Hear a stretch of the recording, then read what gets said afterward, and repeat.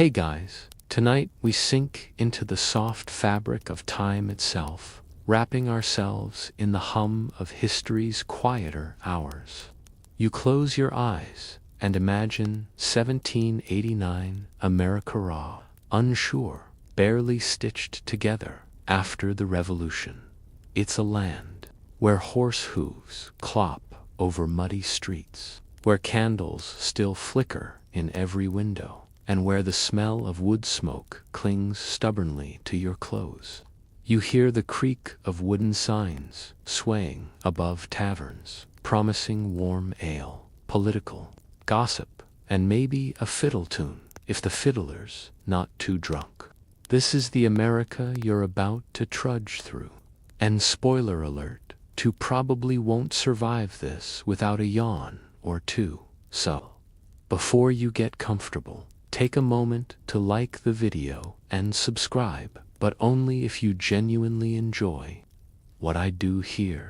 And hey, post your location and local time in the comments. I love seeing where in the world you're tuning in from. Now, dim the lights, maybe turn on a fan for that soft background hum, and let's ease into tonight's journey. Together, you wander into 1789, when George Washington takes the presidential oath.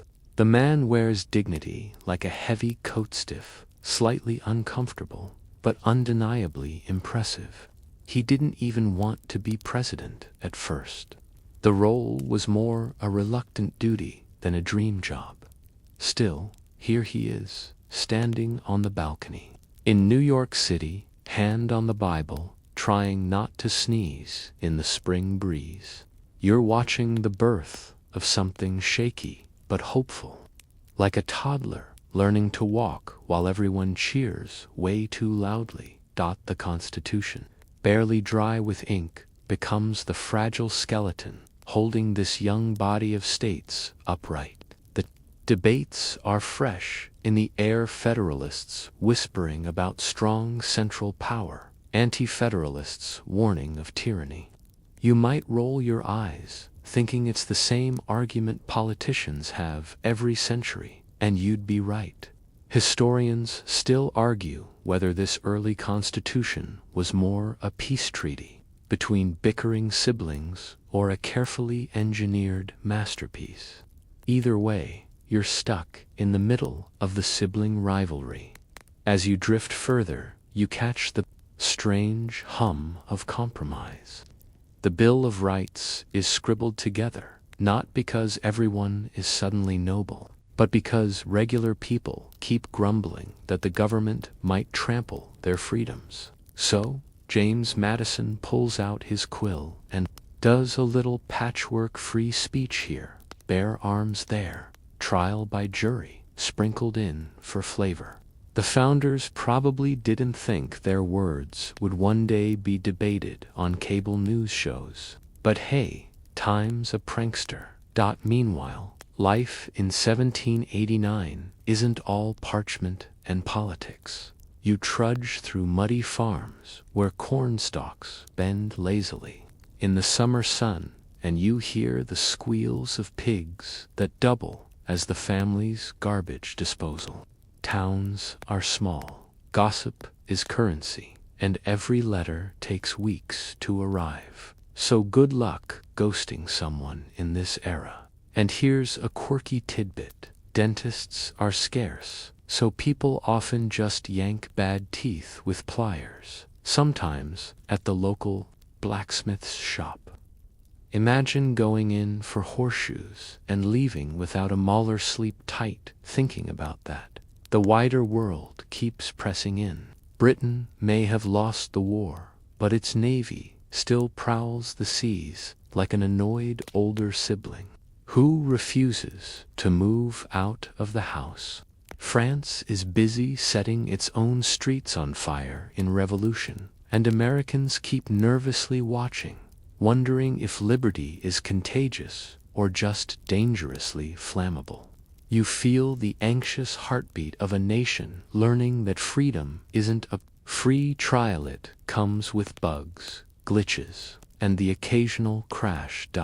Back at Mount Vernon, Washington sighs deeply, missing his farm. He'd rather prune trees than wrangle politicians, but he knows every eye is on him. The title, Mr. President, feels weird. No one's sure whether to bow, curtsy, or just give him a high five. He insists on dignity, without monarchino crowns, no thrones, just a man in a plain suit leading a republic. It's oddly refreshing, like seeing a boss bring their own lunch in a paper bag instead of flexing with catered lobster. Still, the cracks are visible. The Treasury is basically a piggy bank filled with IOUs. States are suspicious of each other, like neighbors arguing over whose fence line is crooked. And ordinary people, many just keep farming, trading, and trying to survive. Politics feels far away, like distant thunder. But every once in a while, that thunder rolls close enough to rattle windows. You wander into a tavern where a heated debate sparks over whiskey. Taxes, farmers glare, mutter, and slam mugs onto wooden tables. Taxes were the whole reason they fought Britain, and now the shiny new government is pulling the same stunt. The whiskey rebellion is just a few years away, and though it fizzles out with Washington personally riding at the head of troops, a power move, if there ever was one, it plants a seed. The government has teeth, and it's not afraid to bite. As you stroll out under the stars, you notice the uneven glow of America's future. Slavery still anchors much of the economy, particularly in the South, casting a long shadow over every promise of liberty. At the same time, in northern cities, whispers of abolition and gradual emancipation stir. Historians still argue whether Washington himself struggled deeply with the contradiction, owning enslaved people while embodying freedom more, if he mostly compartmentalized it like an uncomfortable piece of furniture shoved into the attic. Either way, you can't help but feel the ghostly weight of chains in the background. On a lighter note, fashion in 1789 is a mix of powdered wigs, buckled shoes, and coats so stiff they might stand up on their own. Ordinary folks wear simpler, homespun, but if you're wealthy, you strut around like a peacock at a tea party. And here's another quirky gem. People often believed bathing too much was unhealthy, so you're wandering through streets where perfume battles valiantly against body odor. That's one way to keep social distancing intact. The mood of the nation is one of cautious optimism. People are tired of war, but wary of peace, hopeful but suspicious. Every step forward feels like a gamble. Will this fragile experiment in democracy hold? You lie back in your imagination, hearing the chirp of crickets and the distant sound of a fiddle at a country dance, and you realize the people of 1789 didn't know the ending.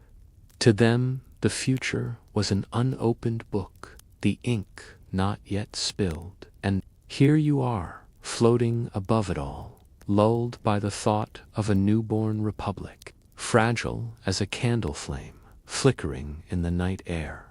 You linger in the candlelit glow of those first fragile years, and the air grows heavier with the sound of bickering voices. Early America isn't just about patriotic parades and George Washington's steady presence. It's also the time when politics start behaving like that annoying cousin who keeps poking everyone at dinner.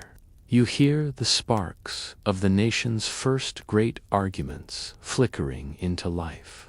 And no matter how softly you breathe, you can't escape the heat of those early political fires. Washington had hoped his government would rise above partisan squabbles, like some noble Roman republic where everyone agreed on the basics. Spoiler alert, people don't work that way.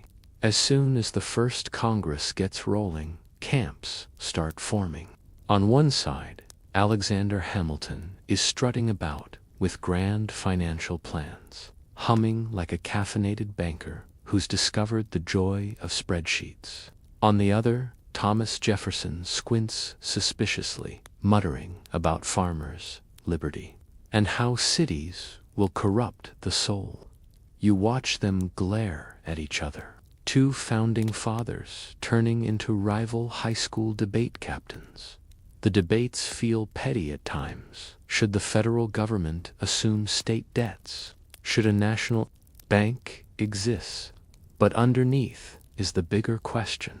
How strong should this federal beast really be? Hamilton dreams of a powerful central government with shiny credit and strong industries, while Jefferson dreams of a pastoral democracy where farmers sip cider under their apple trees and the government leaves them alone. Historians still argue whether Hamilton's vision saved the nation's finances or planted the seeds of a too powerful elite. Either way, the argument practically hums in your ears, like two violins playing in different keys. Meanwhile, Washington sits like a weary referee, hoping no one notices how stressed he looks under that wig. His cabinet meetings feel like awkward family dinners where someone inevitably brings up politics and ruins dessert. Yet, the old general keeps his calm, insisting on dignity, balance, and maybe just a little whiskey afterward to take the edge off. You step outside those smoky halls and find yourself wandering into America's first capital, Philadelphia, where the streets bustle with activity. Carriages rattle over cobblestones, apprentices shout, and bakers wave from doorways, the smell of warm bread filling the air. The city is alive with both hope and complaint. Merchants love Hamilton's idea of a national bank they dream of. Stable credit, fewer financial hiccups. Farmers, though, they're side-eyeing those tax collectors like cats eyeing a cucumber. The seed of rebellion is quietly sprouting, and because history loves irony, Washington himself gets caught in the middle of his own neutrality. France is aflame with revolution, guillotines clattering, and Americans feel torn. After all, France helped them win independence. Shouldn't America now help France?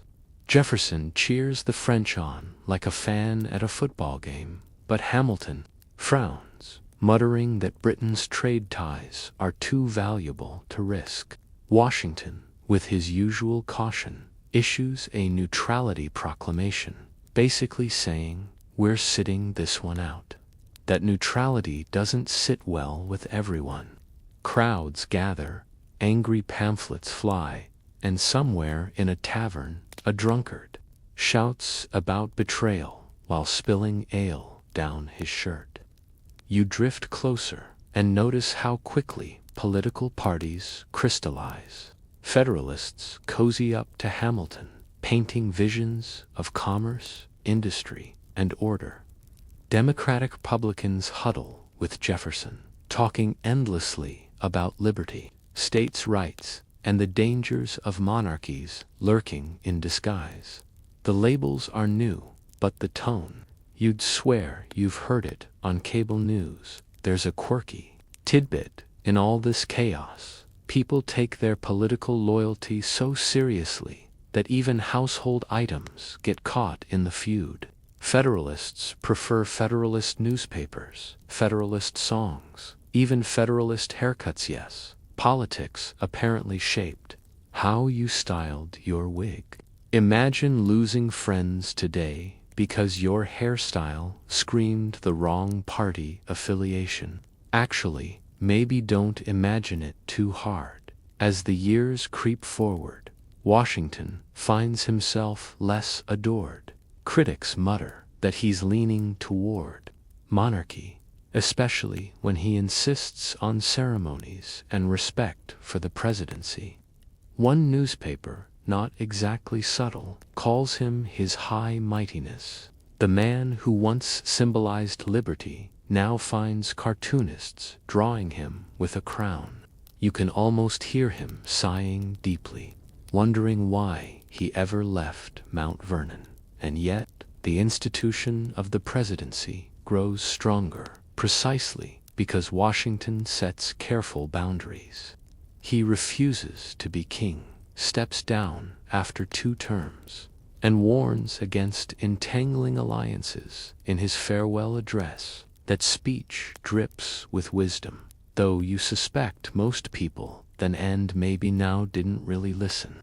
Historians still argue whether his warning about partisanship was prophetic or simply wishful thinking. You drift onward through the dim light of early American homes, where families sit by the hearth and read newspapers aloud.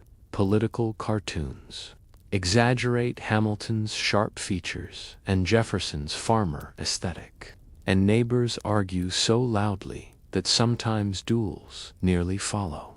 Yes, duels because, apparently, in early America, if someone insulted your honor, you could just meet at dawn with pistols. People thought that was a reasonable way to solve problems. Somewhere a therapist sighs. Not every fire of the 1790s is political, though. Yellow fever sweeps through Philadelphia in 1793, the kind of outbreak that sends entire families fleeing the city. You shiver, imagining the mosquito bites, the feverish sweats, the desperate prayers. Officials scramble, doctors argue about treatments, and rumors fly faster than facts. Quirky detail: some people believe vinegar baths or burning gunpowder in the streets might chase away the illness. Spoiler: it doesn't. Yet the city survives, scarred but standing, and politics resumes its usual noisy drumbeat. As Washington's second term closes, you sense his relief. He's tired of political firestorms, tired of choosing between Hamilton's financial brilliance and Jefferson's agrarian poetry. Tired, most of all, of being the center of attention in a nation that's both grateful and suspicious. So he steps aside, hoping the fires will cool. Of course, they don't. You slide into the election of 1796, when John Adams takes the stage, stiff and prickly, like a schoolmaster with too many rules. He inherits all the simmering tensions and none of Washington's legendary patience. Adams's Federalist leanings spark new fights, and Jefferson, ever ready with a pen, becomes his sharpest critic. Newspapers blast insults, partisans curse, and America edges further into factionalism. It's in this swirl of insults that the Alien and Sedition Acts appear, laws so controversial that people still debate them over coffee today. They make criticizing the government illegal and allow the president to expel foreigners deemed dangerous. Federalists claim it's about safety. Jeffersonians mutter it's tyranny dressed up in legal jargon. Historians still argue whether Adams overreached disastrously or simply panicked in a dangerous time. Either way, you hear the hiss of liberties tested under the fire of politics, and in the background, you sense the irony. America was born from rebellion against oppression, yet barely a decade later, its own government is already policing speech and clamping down on dissent. You sigh, realizing that even newborn nations stumble into old mistakes. Still, not everything is bleak. Ordinary people carry on planting crops, raising children, inventing small joys. A fiddler plays by firelight. Neighbors trade gossip, and somewhere a boy skips stones across a river, oblivious to the quarrels of men in wigs. America, for all its growing pains, is alive with possibility, and as you curl deeper into this unfolding story, you feel the warmth of those political fires, not just destructive, but strangely illuminating, casting light on the messy human process of building something new. You let the voices of politicians fade into the background like distant thunder after a storm.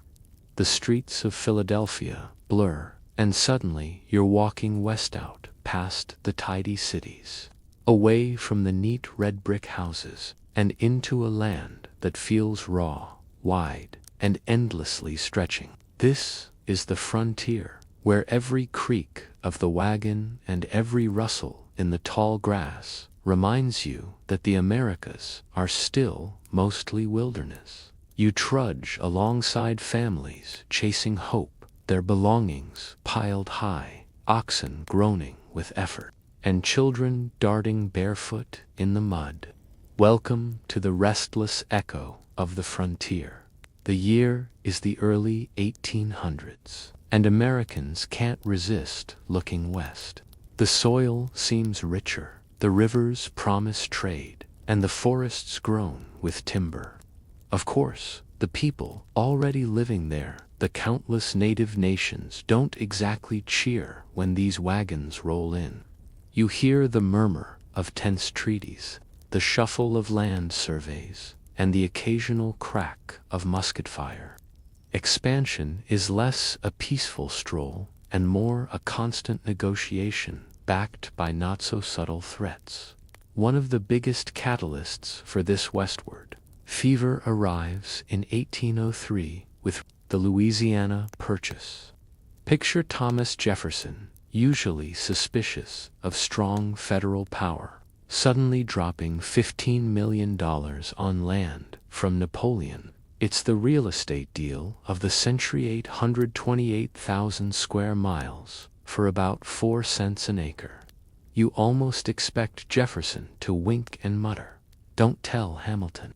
Historians still argue whether Jefferson bent his own constitutional principles or simply acted pragmatically when opportunity knocked.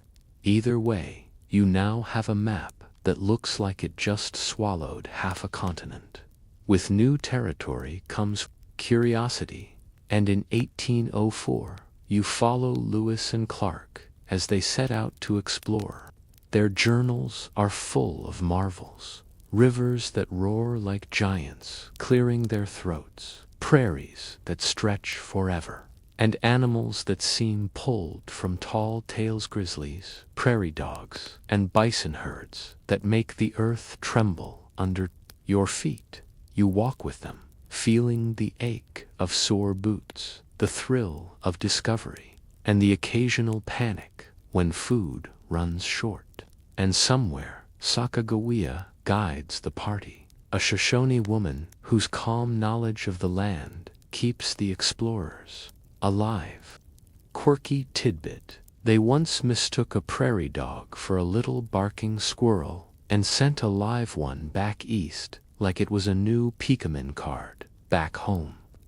Jefferson beams at the news of the expedition, convinced America's destiny is to spread like ink across parchment. But for settlers, the frontier isn't a destiny, it's daily survival. Imagine trudging into Kentucky or Ohio, clearing trees by hand, building cabins with crude tools, and praying your crops don't rot in a late frost. The nights are black and heavy, filled with howling wolves and the groan of trees in the wind. You huddle by the fire, every creak outside making your heart jump. And in the morning, you rise to plow fields, while neighbors gather for barn raisings, swapping gossip and whiskey as beams rise into place. Of course, not every settler story is noble grit. Some cheat, squat, or drink away their prospects. Land speculators swoop in, buying huge tracts and flipping them for profit. Politicians talk grandly of civilizing the frontier, but what they really mean is controlling it tanned, often displacing the people already there. You pause at a Cherokee village where children play by the river, unaware of the storms coming. For now, though, they trade with settlers, adopting tools and sometimes even written language, hoping coexistence might work. Tension simmers. Tecumseh, the Shawnee leader, rises as a fiery voice against encroachment, calling for native unity. His words ripple across the frontier like a drumbeat. Resist, unite, stand firm. You hear the echo in campfires and council lodges, and it unsettles the settlers who realize the frontier isn't empty land, it's contested ground. Historians still argue whether Tecumseh could have truly forged a lasting confederacy, or whether the forces against him were simply too overwhelming. Meanwhile, the War of 1812 erupts like a badly timed thunderclap.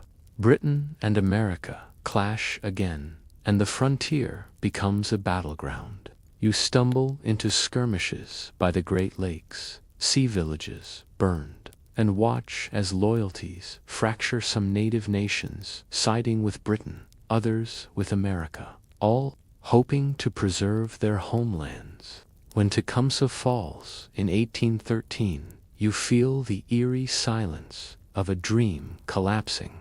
Settlers soon surge into lands once fiercely defended. After the war, the frontier doesn't quiet. It quickens. Steamboats churn along rivers, carrying goods and people deeper inland. The Erie Canal opens in 1825, a watery highway linking farms to markets.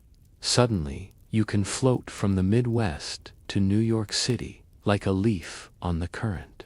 Farmers cheer, merchants cheer louder, and you can almost hear the sound of land values skyrocketing overnight.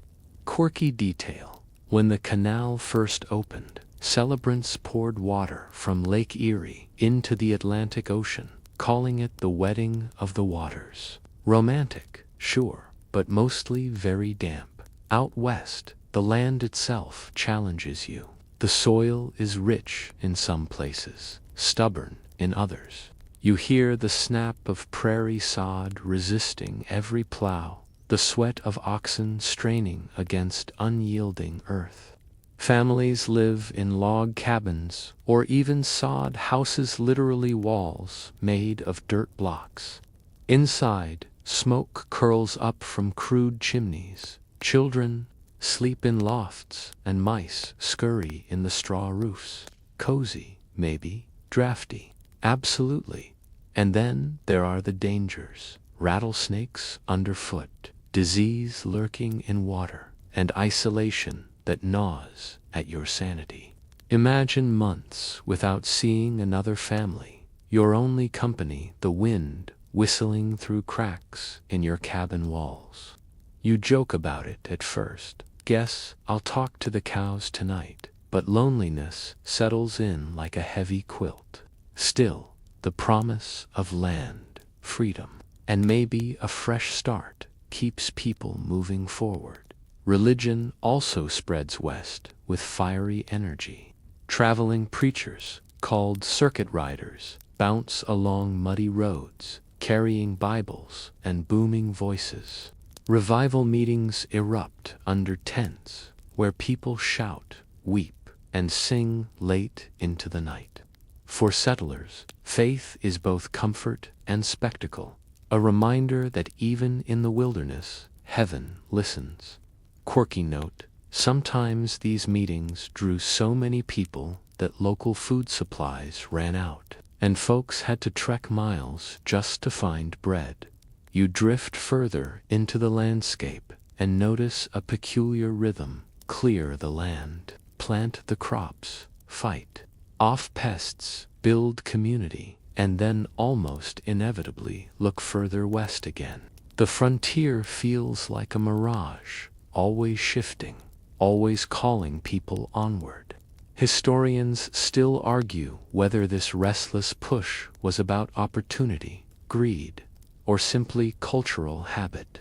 Maybe it was all three. By the 1830s, Andrew Jackson rides the wave of frontier identity straight into the presidency.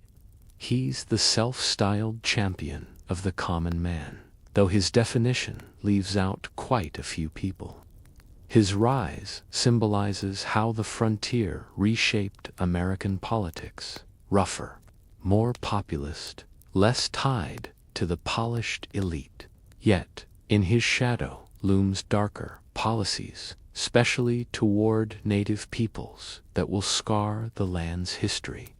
But for now, as you watch cabins, smoke, and steamboats churn, you see the frontier as both promise and peril, a restless drumbeat, carrying America forward. And as you lie back, listening to the crackle of a fire by a cabin door, you sense those frontier echoes never really fade. They live on in the American psyche, that restless urge to push, expand, and test the horizon even if it means leaving behind more questions than answers. You leave behind the log cabins and muddy trails of the frontier, drifting now into a very different rhythm. The air hums with gears and hammers, the splash of canals, and the clatter of hooves on newly paved streets. This is the market revolution, moment when America shifts from sleepy farmsteads to buzzing networks of trade, invention, and ambition. You stroll through the dawn of industry, watching the nation transform itself like a teenager hitting an awkward but exciting growth spurt. It begins with movement. Rivers that once flowed lazily now pulse with steamboats chugging stubbornly against the current, their paddle wheels slapping water like giant, clumsy ducks.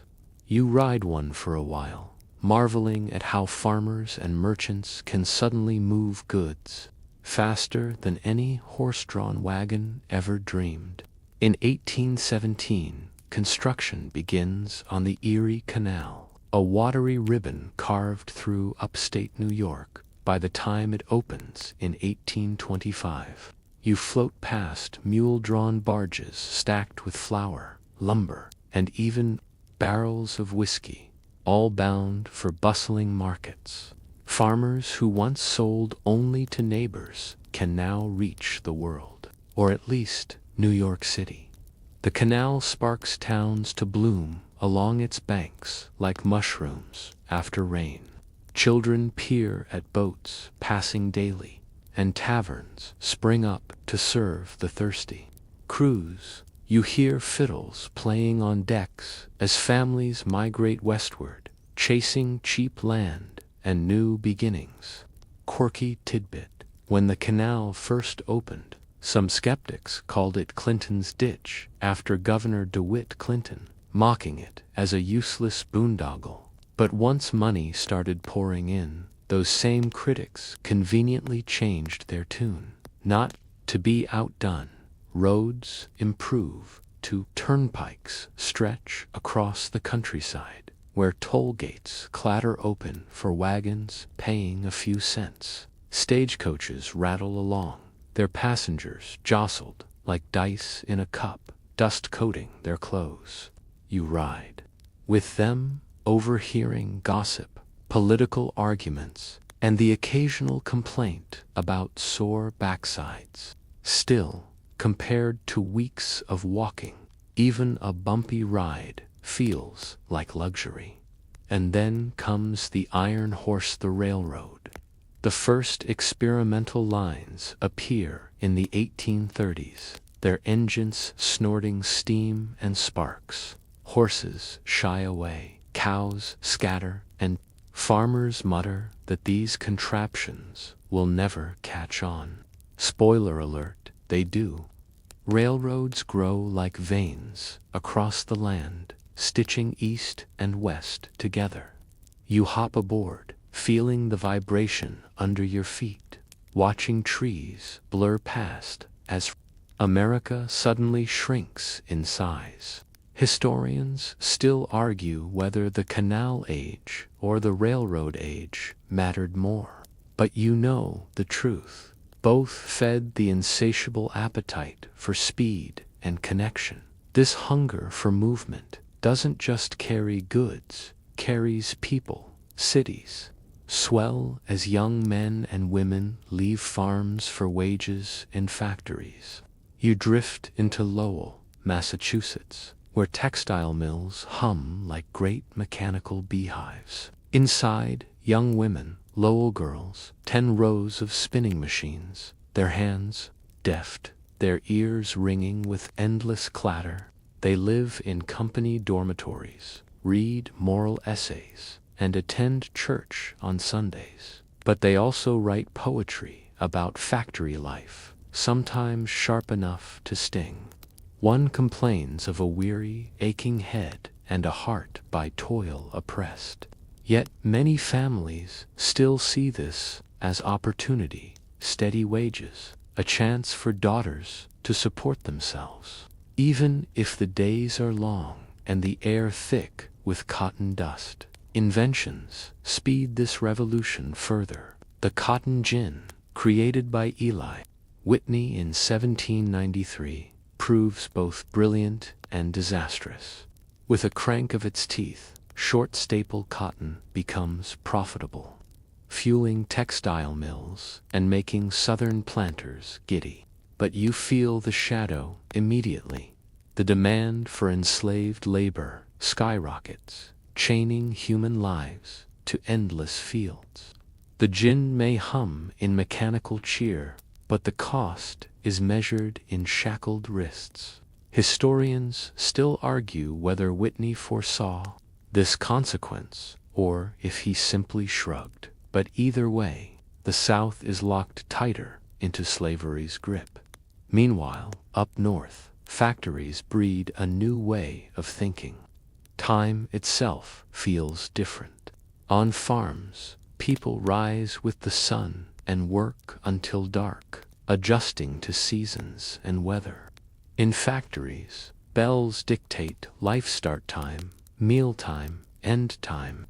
You can almost hear the clang of a mill bell echoing through narrow streets, summoning tired workers like a mechanical rooster.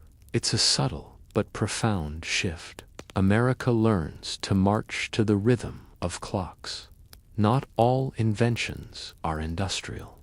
You stop at a workshop where Samuel Morse tinkers with wires, muttering about electric impulses. By the 1840s, his telegraph begins clicking messages across miles in minutes. "What hath God wrought?" the first test message proclaims, and you feel the world shrink again. Merchants rejoice at faster news, lovers sigh over distant sweethearts, and newspaper editors giddily send gossip faster than ever. Quirky tidbit: some telegraph operators used the wires to play chess across states, proving humans will always find a way to mix work with play. Back in the cities, markets buzz. You stroll into New York, where docks bristle with ships unloading tea, sugar, and spices, while merchants haggle in crowded warehouses. Wall Street grows louder, brokers shouting deals until their throats crack. Ordinary people feel both excited. An uneasy opportunity glimmers, but crashes lurk too. The panic of 1819 strikes suddenly, with banks collapsing, farms foreclosed, and families desperate. You hear sobs in farmhouses, anger in taverns, and despair in city alleys. Historians still argue whether this panic was inevitable growing pains, or avoidable folly, but to those living it. The market revolution is a roller coaster, sometimes thrilling, sometimes terrifying, and yet you can't ignore the creativity bursting everywhere. School books spread literacy, newspapers multiply, and postal routes connect even remote hamlets. People once isolated now feel part of a national conversation. A farmer in Ohio can read about politics in Washington within days. A merchant in Boston can sell goods to buyers he's never met. You sense America knitting itself together, one trade, one letter, one invention at a time. The culture shifts to material goods. Once luxuries become part of ordinary life. Clocks, stoves, and printed fabrics appear in homes, symbols of a rising middle class. You peek into parlors decorated with patterned wallpaper, books on shelves, and pianos waiting for clumsy fingers to play hymns. For some, this is progress. For others, it feels like a dangerous slide into greed and artificiality. A minister thunders against materialism at Sunday service, and you imagine a mill girl rolling her eyes quietly, saving her pennies to buy a ribbon anyway. The market revolution also fuels reform. As cities crowd and factories grow, people worry about morals, health, and justice. Temperance movements rise, urging folks to put down the whiskey jug. Education reformers push for public schools, hoping literacy will keep democracy alive. Women, barred from politics, still shape communities through churches and reform societies, their voices whispering change long before they roar. Of course, the revolution doesn't treat everyone equally. Enslaved people in the South endure harsher labor as cotton spreads, while native nations face mounting pressure as settlers push deeper west. Immigrants, especially Irish and Germans, face suspicion even as they build canals, railroads, and neighborhoods. The promise of opportunity is real, but so are the costs and exclusions. America's energy hums, but it hums unevenly, favoring some while leaving others gasping in its wake. Quirky footnote: with all this bustle, even fashion shifts. Ready-made clothing becomes more available, meaning you no longer need a tailor. For every shirt or dress, suddenly, workers can strut in patterned fabrics once reserved for elites. Imagine a farmer's daughter stepping into town in a brightly printed gown, her neighbors whispering that she looks downright fancy. Progress sneaks not just into factories and banks, but into closets, to dot as you drift along. You realize the market revolution isn't a single event, but a current pulling everything forward. Economy, culture, politics, even identity. The old rhythm of self-sufficient farms gives way to a new beat, networks, connections, and ambitions that refuse to sit still. The hum of a spinning mill, the chug of a canal boat, the hiss of a telegraph wire, all of it blends into a lullaby of restless progress. And as you lie back, lulled by that hum, you sense the double edge of it all. The market revolution promises comfort, speed, and connection, but it also plants seeds of inequality, conflict, and longing that will echo for generations. The world is moving faster, and whether you like it or not, you're along for the ride. In Congress, the issue sparks louder clashes. Debates over admitting new states as free or slave turn into knife-edge compromises. The Missouri Compromise of 1820 draws a literal line across the map, declaring slavery banned north of it, tolerated south of it. For a while, The nation breathes easier, pretending the issue is settled. But you sense the tension. It's less a solution and more a bandage slapped over a festering wound. Quirky tidbit: Southern politicians often defended slavery by claiming it was a positive good, arguing that enslaved people were better off than industrial workers in northern cities. You nearly laugh at the absurdity until you realize they delivered these arguments with deadly seriousness, backed by wealth, power, and the machinery of law. Enslaved voices, when they manage to break through, tell a truer story. Frederick Douglass, once enslaved, escapes north and begins to speak. You hear his voice, deep, steady, relentless, describing the crack of the lash, the hunger in his belly, the thirst for freedom burning in his chest. Audiences sit stunned, their tea cooling in cups as his words make abstract debates suddenly human. Some cry, some squirm, some leave in denial. But the truth cannot be unheard. You drift south again, past sprawling mansions with white columns and wide verandas, where wealthy planters sip juleps while discussing cotton prices. The contrast feels sickening.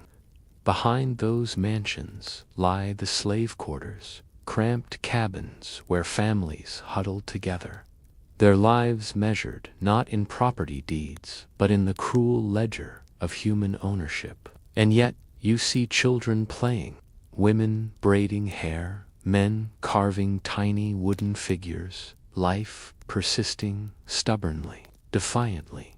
Not all enslaved people lived on plantations. In cities like Charleston or New Orleans, some worked as artisans, dock workers, or domestic servants. They moved through crowded streets, sometimes hired out for wages they rarely kept, always aware of eyes watching. In New Orleans, you even hear strains of music, blending African rhythms with European instruments, surly hints of jazz, born from resilience amid oppression. Quirky note: enslaved people in New Orleans gathered on Sundays in Congo Square, drumming, dancing, and preserving traditions that refuse to vanish. As you drift toward the 1840s, debates sharpen.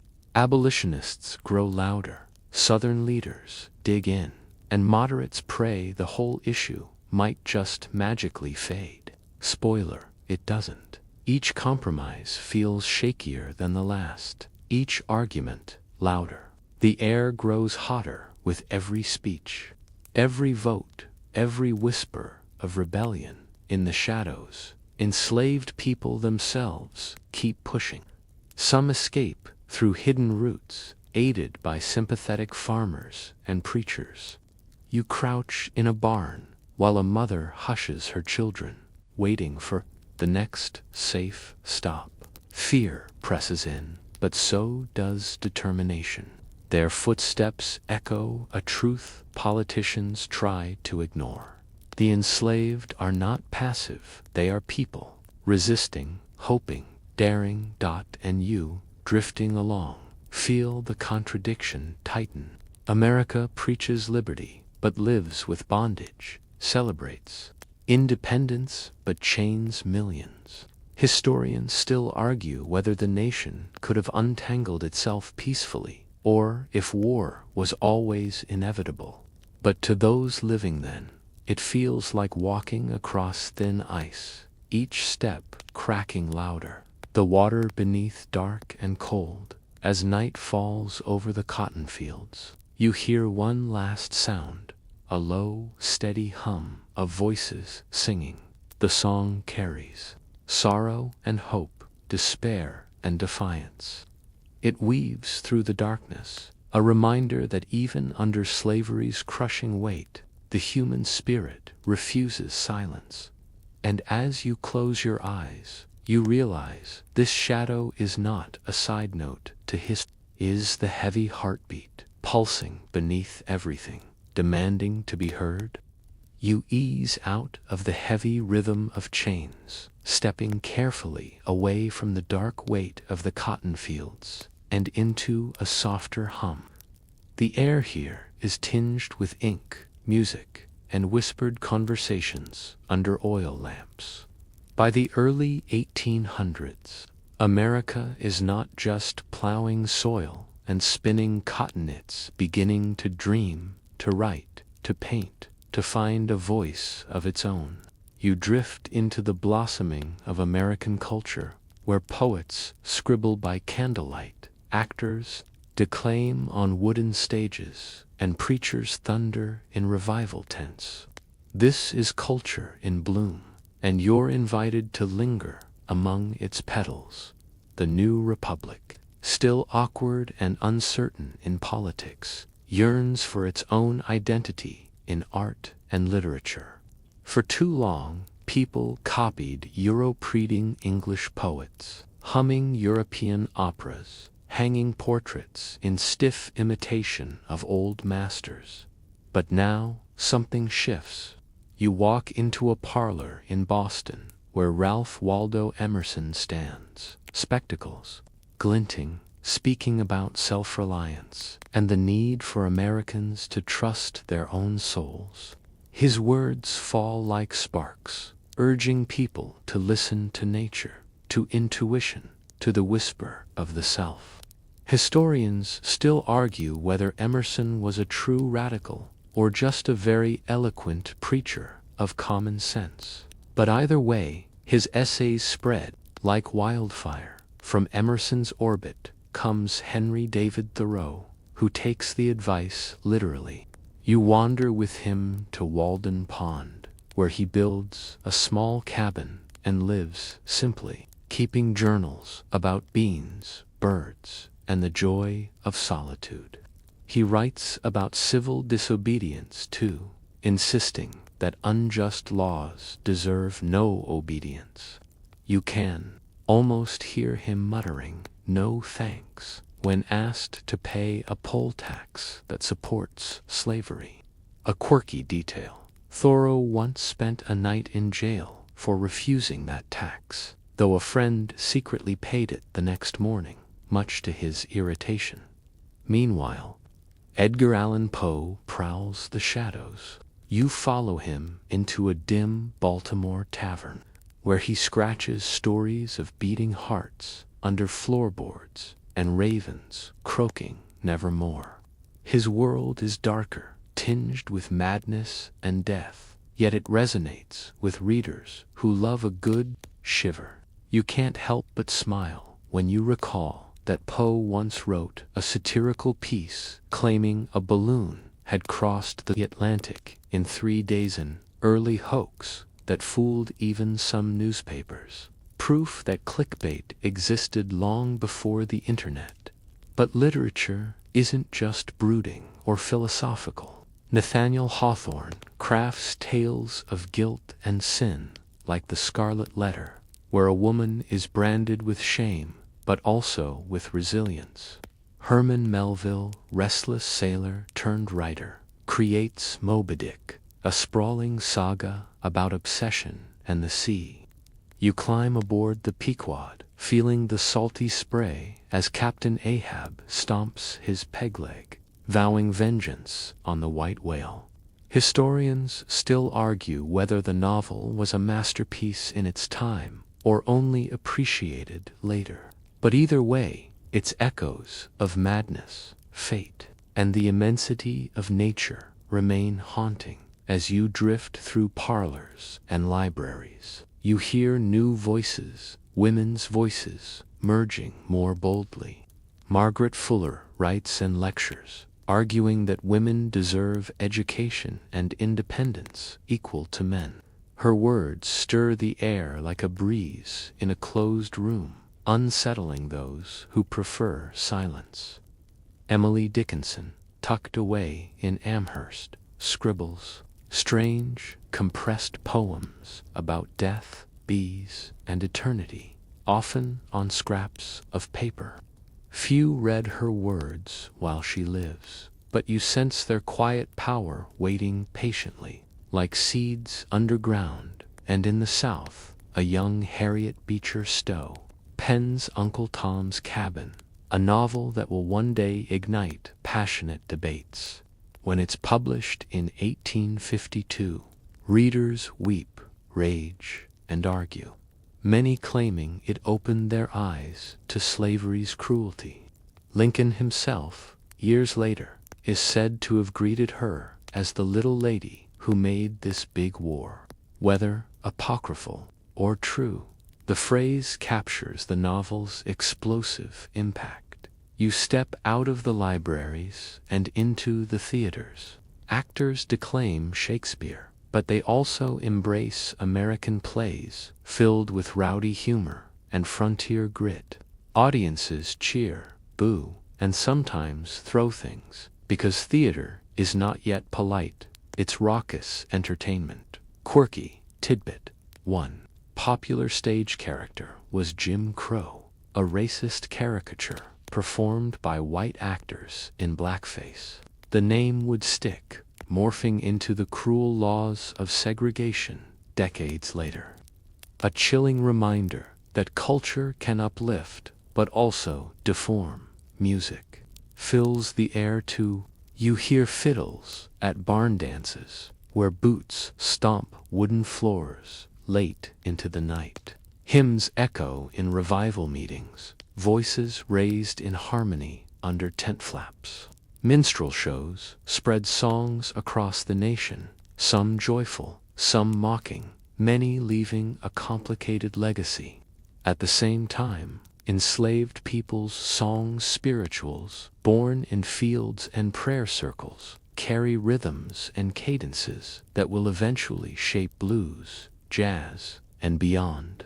You sense these melodies weaving into America's cultural DNA, unstoppable. Despite oppression, painters also step into the light.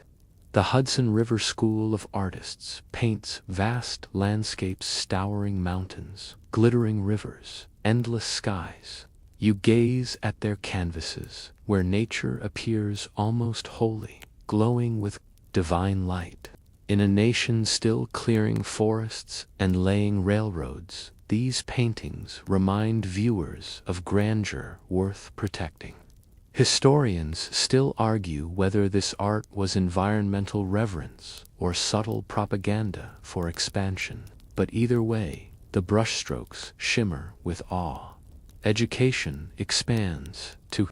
Noah Webster compiles his dictionary, determined to give Americans their own spelling and identity.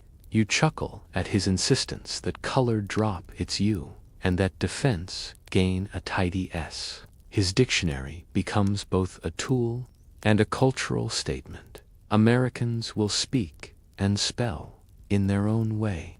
Meanwhile, schoolhouses spread, often one-room wooden buildings, where children of all ages recite lessons by rote.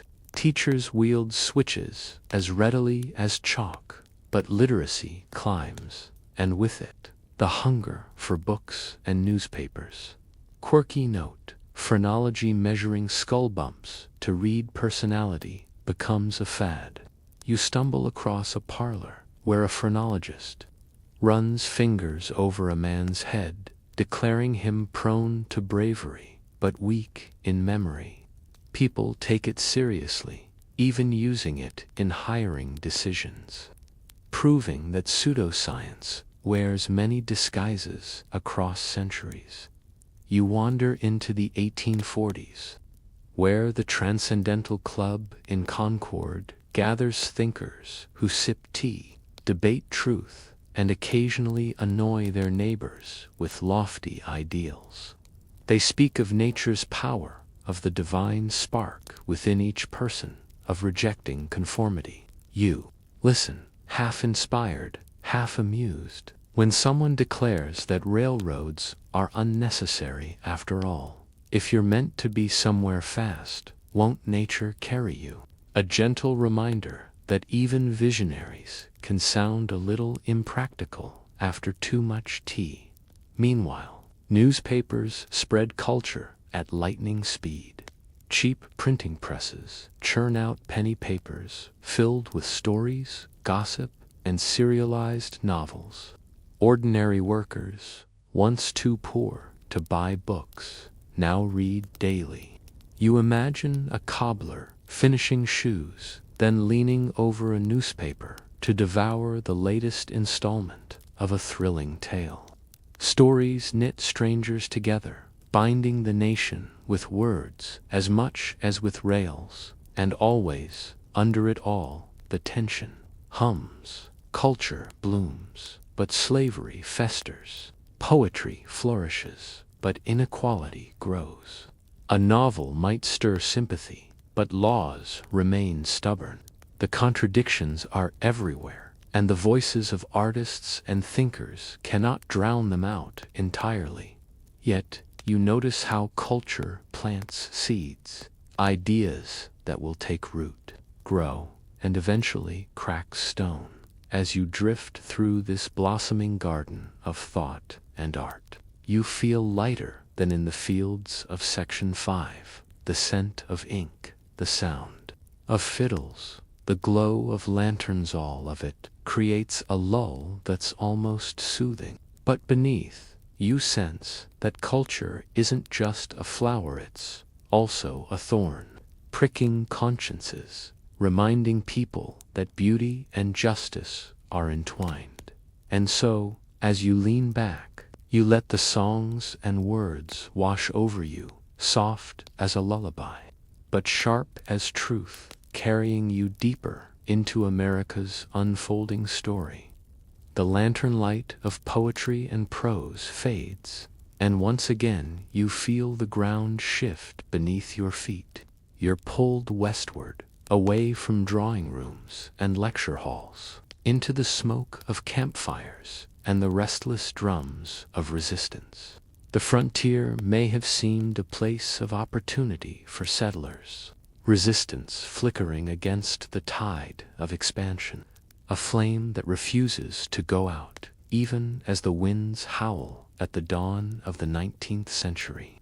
Native nations still hold vast territories. Shawnee villages dot the Ohio Valley. Cherokee towns thrive in the southeast, older than any colonial map.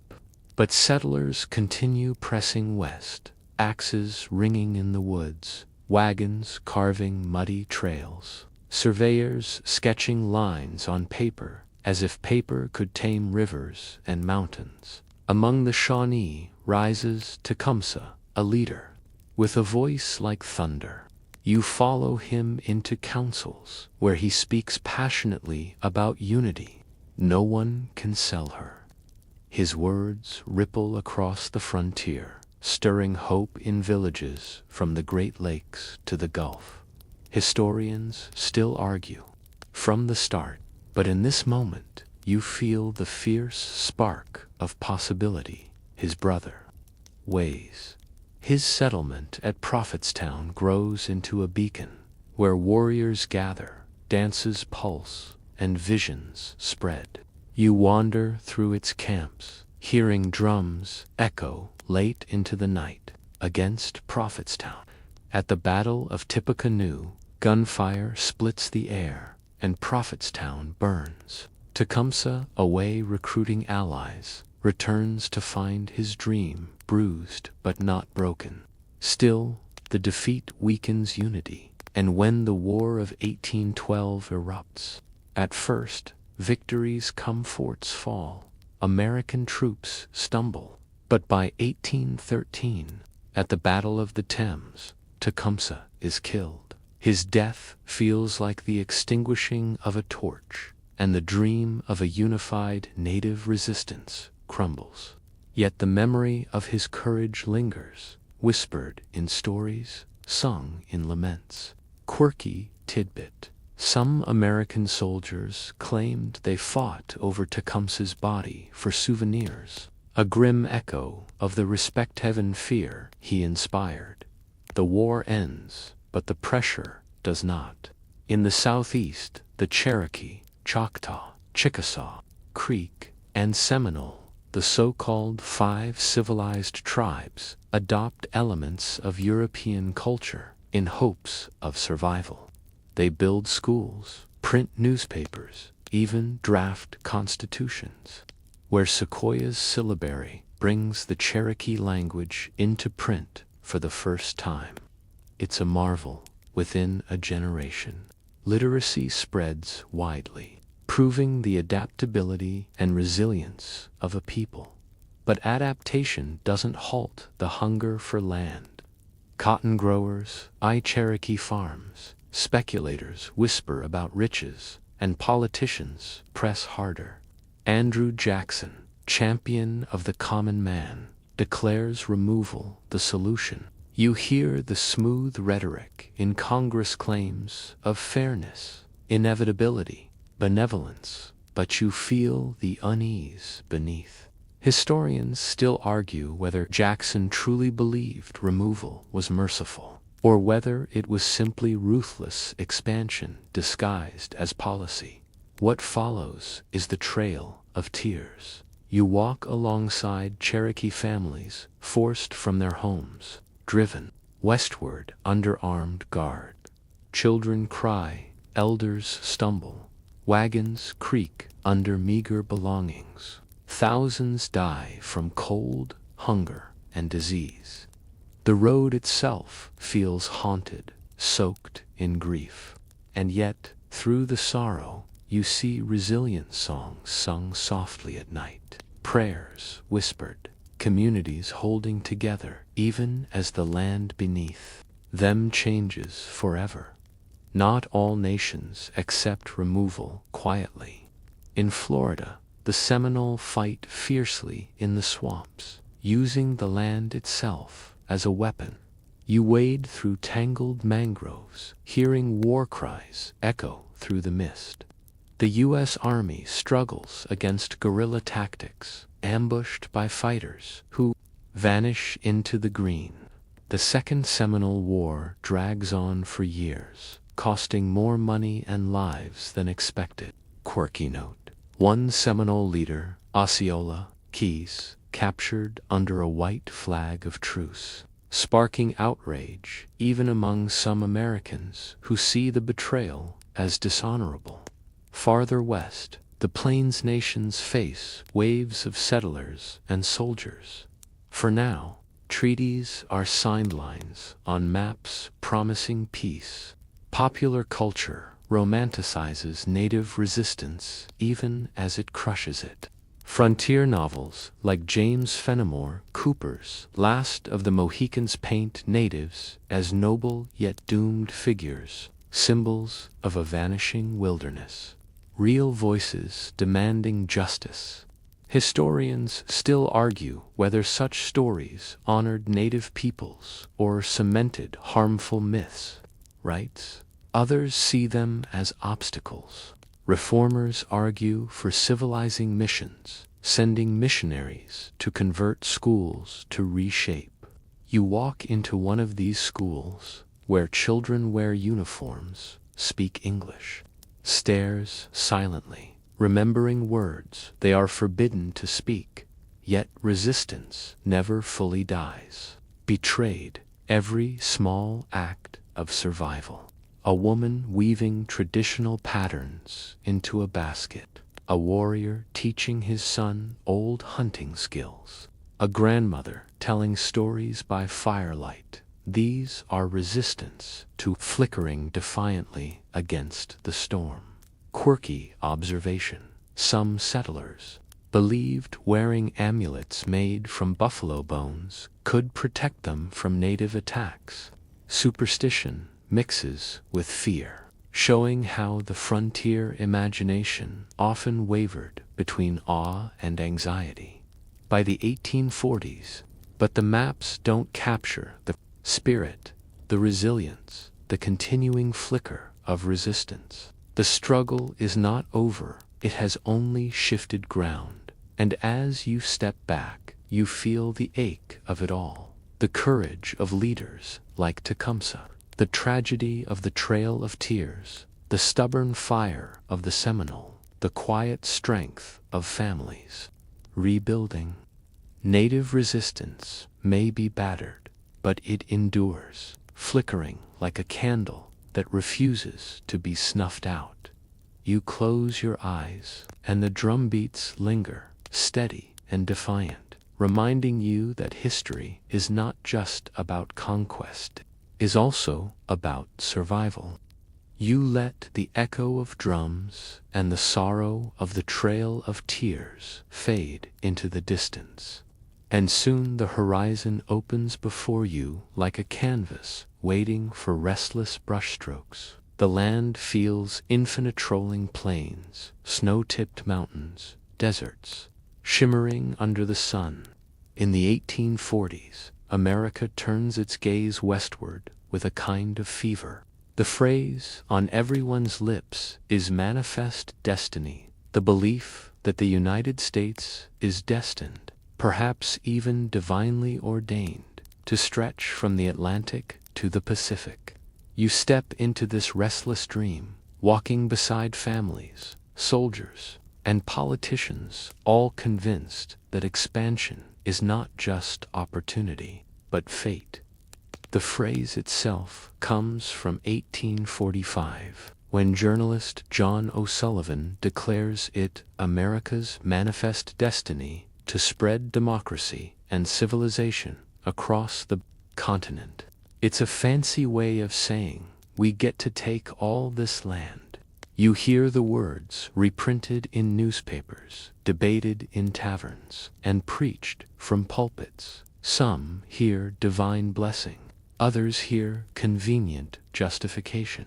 Historians still argue whether the idea was genuinely spiritual or just slick marketing for territorial greed. Either way, it catches fire, and soon maps are filling with bold new lines. You wander along the Oregon Trail, where wagons creak westward like a parade of desperation and hope. Families pack their lives into wooden boxes on wheels, oxen groaning under the load.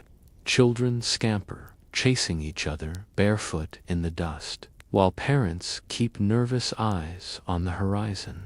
The journey is grueling, rivers to ford, mountains to climb, sickness lurking in every cough. Cholera spreads like wildfire, leaving graves marked with hastily carved stones along the path.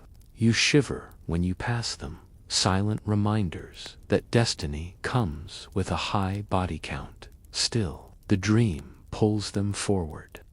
Quirky tidbit: some emigrants carried books like The Emigrant's Guide to Oregon and California, which included recipes, survival tips, and hilariously optimistic maps. Many later cursed those guides when shortcuts turned into death traps across deserts. One infamous example is the Donner Party, who followed bad advice into the Sierra Nevada and ended up snowbound in 1846. Their desperate story, whispered with unease, becomes part of frontier folklore.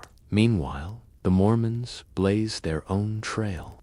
Persecuted for their faith, Joseph Smith's followers flee first from Missouri, then Illinois.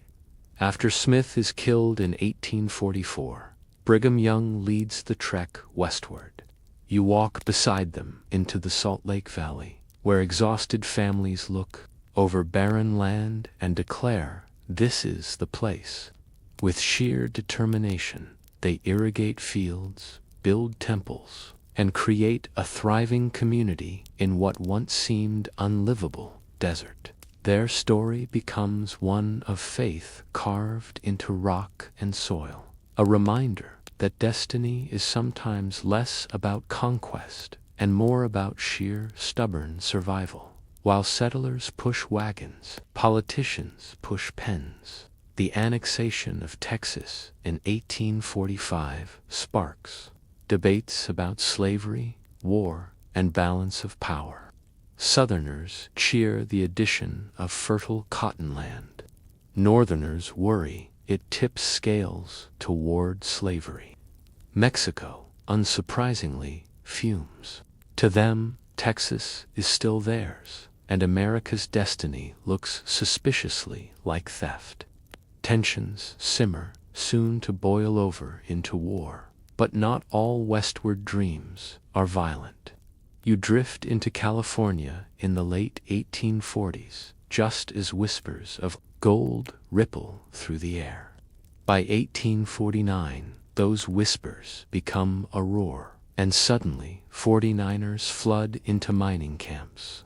You walk through tents and shacks where men swing picks, pan rivers, and gamble their fortunes away. The smell of sweat, dust, and frying bacon fills the camps, along with the occasional whiff of gunpowder, a quirky note most miners never struck.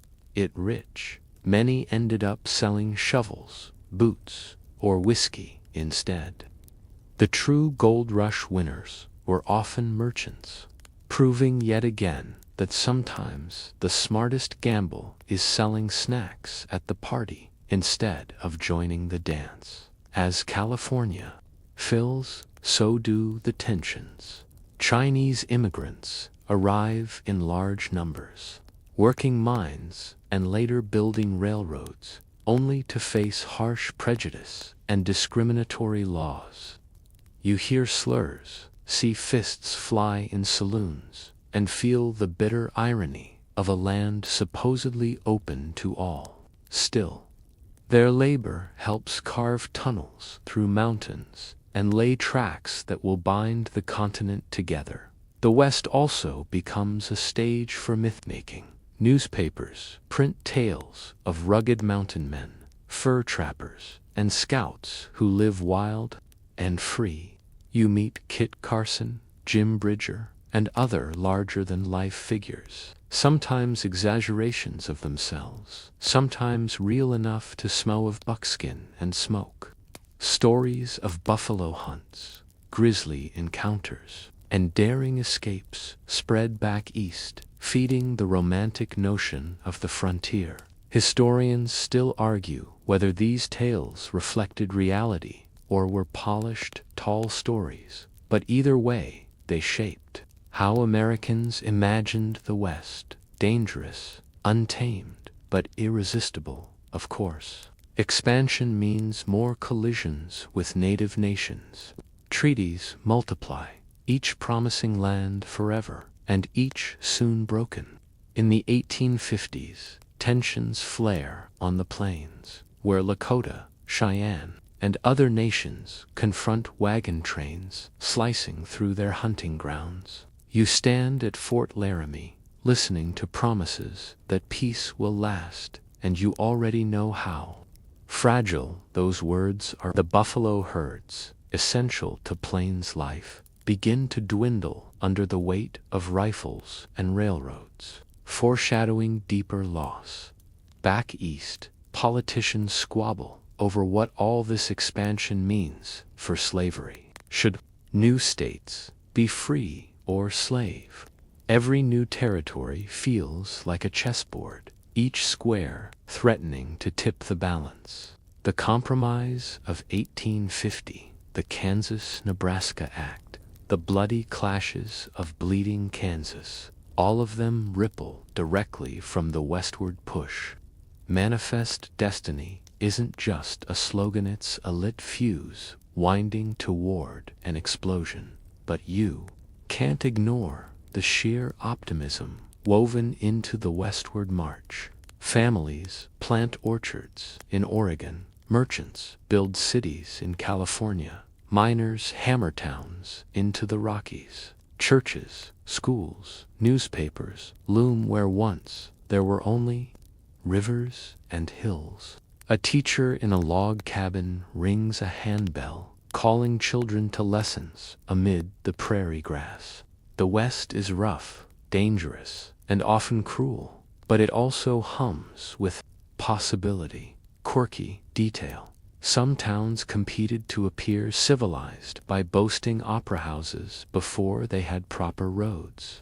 Imagine stumbling out of a dusty saloon, then into a velvet-draped hall where a soprano belts out Italian arias. Progress frontier-style. You drift along rail lines under construction, hearing the clang of hammers as Irish and Chinese laborers drive spikes. By the 1860s, the dream of a transcontinental railroad burns bright. Sea to shining sea is no longer just a phrase, it's a track being laid, one iron bar at a time. You feel the momentum, the urgency, the sense that the West is not an option but a necessity. And through it all, the idea of manifest destiny whispers like a lullaby and a command: grow, spread, conquer, civilize. Some embrace it with fervor, others resist with sorrow, but few escape its reach. It is painted on maps, preached from pulpits, carved into treaties, and soaked into the soil as the sun sets over the plains. You watch a wagon circle settle for the night. Children chase fireflies, dogs bark at the dark, and mothers stir pots of beans over smoky fires. Above them, the stars wheel endlessly, the same stars that guided native ancestors, the same stars that will one day look down on skyscrapers and highways. You realize that this restless march, for better or worse, is carving the bones of a nation. And as you lean back, hearing the crackle of firewood and the low murmur of tired voices, you feel manifest destiny not as abstract philosophy, but as lived reality, hopeful, brutal, unstoppable, and heavy with consequence. You let the firelight of wagon circles fade and step forward into a harsher glow, kind cast by torches and gun barrels. By the mid-40s, America's restless push west collides directly with its southern neighbor, Mexico. Expansion isn't just about wagons and dreams anymore, it's about war, conquest, and the uneasy spoils that follow. You can almost taste the dust kicked up by marching boots, smell the acrid bite of gunpowder drifting across plains and deserts. This is the era of Mexico and expansion, where manifest destiny sharpens into steel.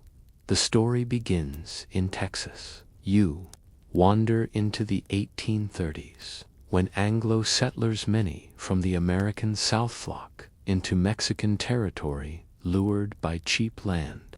At first, the arrangement seems workable. Settlers promise loyalty to Mexico, Catholic faith, and good behavior.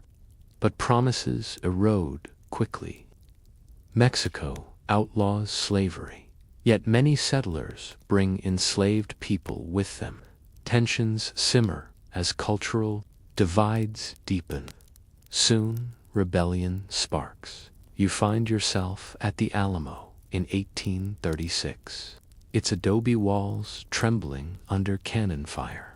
Inside, a small band of Texian defenders, Davy Crockett, Jim Bowie, William B. Travis, and others, hold out against a vastly larger Mexican force led by General Santa Anna. The fighting is fierce, desperate, and tragically doomed. When the Alamo falls, its defenders are slaughtered. Remember the Alamo becomes a rallying cry, not just for vengeance, but for identity. Quirky note: some later claimed Crockett died, swinging his rifle heroically, others that he was executed after capture. Historians still argue which version is true, proof that even in death, myth and memory wrestle. After further battles, Texas wins independence and declares itself a republic. For nearly a decade, it stands alone, cowboys, ranchers, and politicians trying to balance pride with survival. Some Americans push for annexation, others worry about war with Mexico or the balance of free versus slave states. By 1845, annexation finally happens and Mexico fumes. To them, America has stolen land that was never truly free to give. The stage is set for war. You march with General Zachary Taylor's troops along the Rio Grande in 1846, where skirmishes erupt, shots are fired, soldiers fall, and President James K. Polk seizes the moment to declare that American blood has been shed on American soil. Whether the soil was truly American is debatable. Historians still argue if Polk deliberately provoked the clash, but the war machine now grinds forward. The conflict spreads quickly. U.S. forces push into northern Mexico, battles flaring at Monterrey and Buena Vista. You hear cannons roar, smell horses sweating under strain, and watch soldiers stumble over rocky terrain. At Buena Vista, outnumbered Americans barely hold their ground until artillery blasts scatter Mexican cavalry. Taylor emerges a hero, his plain-spoken style and sturdy presence earning him the nickname Old, Rough, and Ready. Soldiers cheer him, and whispers of presidential potential begin long before the war ends. But the campaign isn't confined to the North. General Winfield Scott launches an amphibious assault at Veracruz in 1847, the largest of its kind in U.S. history at the time. You stand on the beach as ships bombard the city, sand erupting in bursts of smoke. Troops storm ashore, slogging through surf and mud, pushing inland toward Mexico City. The march is brutal. Disease fells more men than bullets. Heat bakes the columns, and guerrilla fighters strike from the shadows. Still, Scott presses on, his disciplined army moving with precision. By September, U.S. troops storm Chapultepec Castle, perched on a hill guarding Mexico City. Young Mexican cadets, later called Los Niños Heroes, fight valiantly. Some legend says, wrapping themselves in the Mexican flag before leaping to their deaths rather than surrender. You feel the weight of their sacrifice, the mix of tragedy and pride etched into memory. Soon after, U.S. forces enter Mexico City itself, the war effectively won. Meanwhile, far to the west, another drama unfolds. U.S. settlers in California stage the Bear Flag Revolt in 1846, raising a crude flag with a star, a bear, and a stripe declaring independence from Mexico. The rebellion is short-lived, but symbolic, quickly swallowed into the wider U.S. campaign.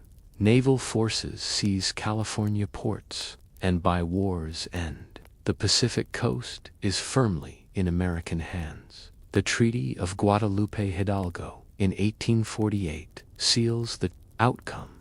Mexico cedes vast territory, present-day California, Arizona, New Mexico, Nevada, Utah, and parts of Colorado and Wyoming in exchange for $15 million and the assumption of certain debts. You gaze at the map, astonished. Nearly half of Mexico's territory absorbed into the United States.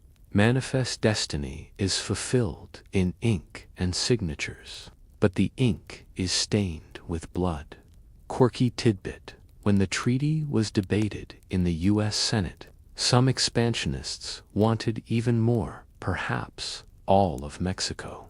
Cooler heads prevailed, wary of governing such a vast and culturally different population. Still, the territory gained is immense, and America suddenly stretches coast to coast. But victory brings unease. The new land reopens the old question: will slavery expand too?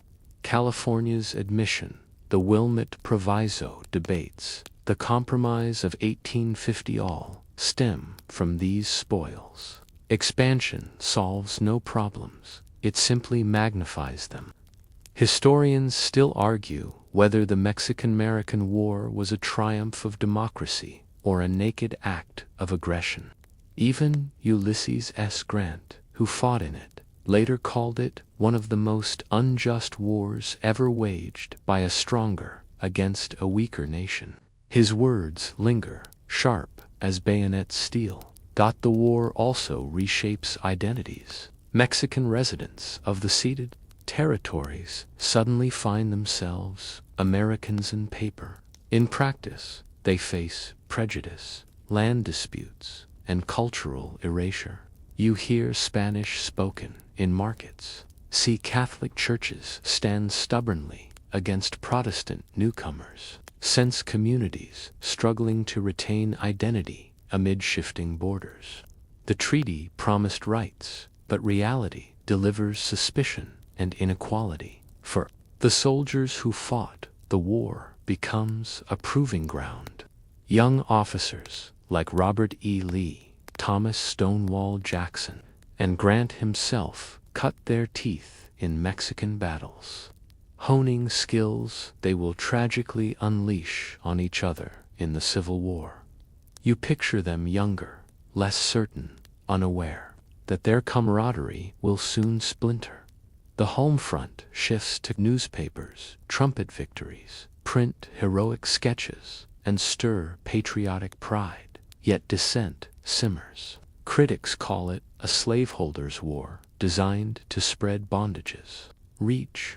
In Massachusetts, a lanky congressman named Abraham Lincoln challenges Polk's justification with his spot resolutions, demanding to know the exact spot where blood was shed.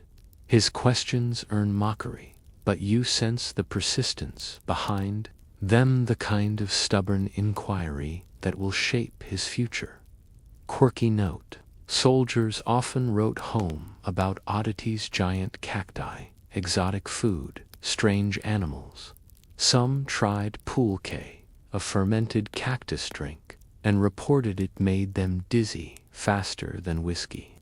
Others mailed back colorful serapes or sombreros as souvenirs, tokens of a land they scarcely understood but had helped conquer. When the war ends, America celebrates, but Mexico mourns. Streets once buzzing with pride now echo with bitterness.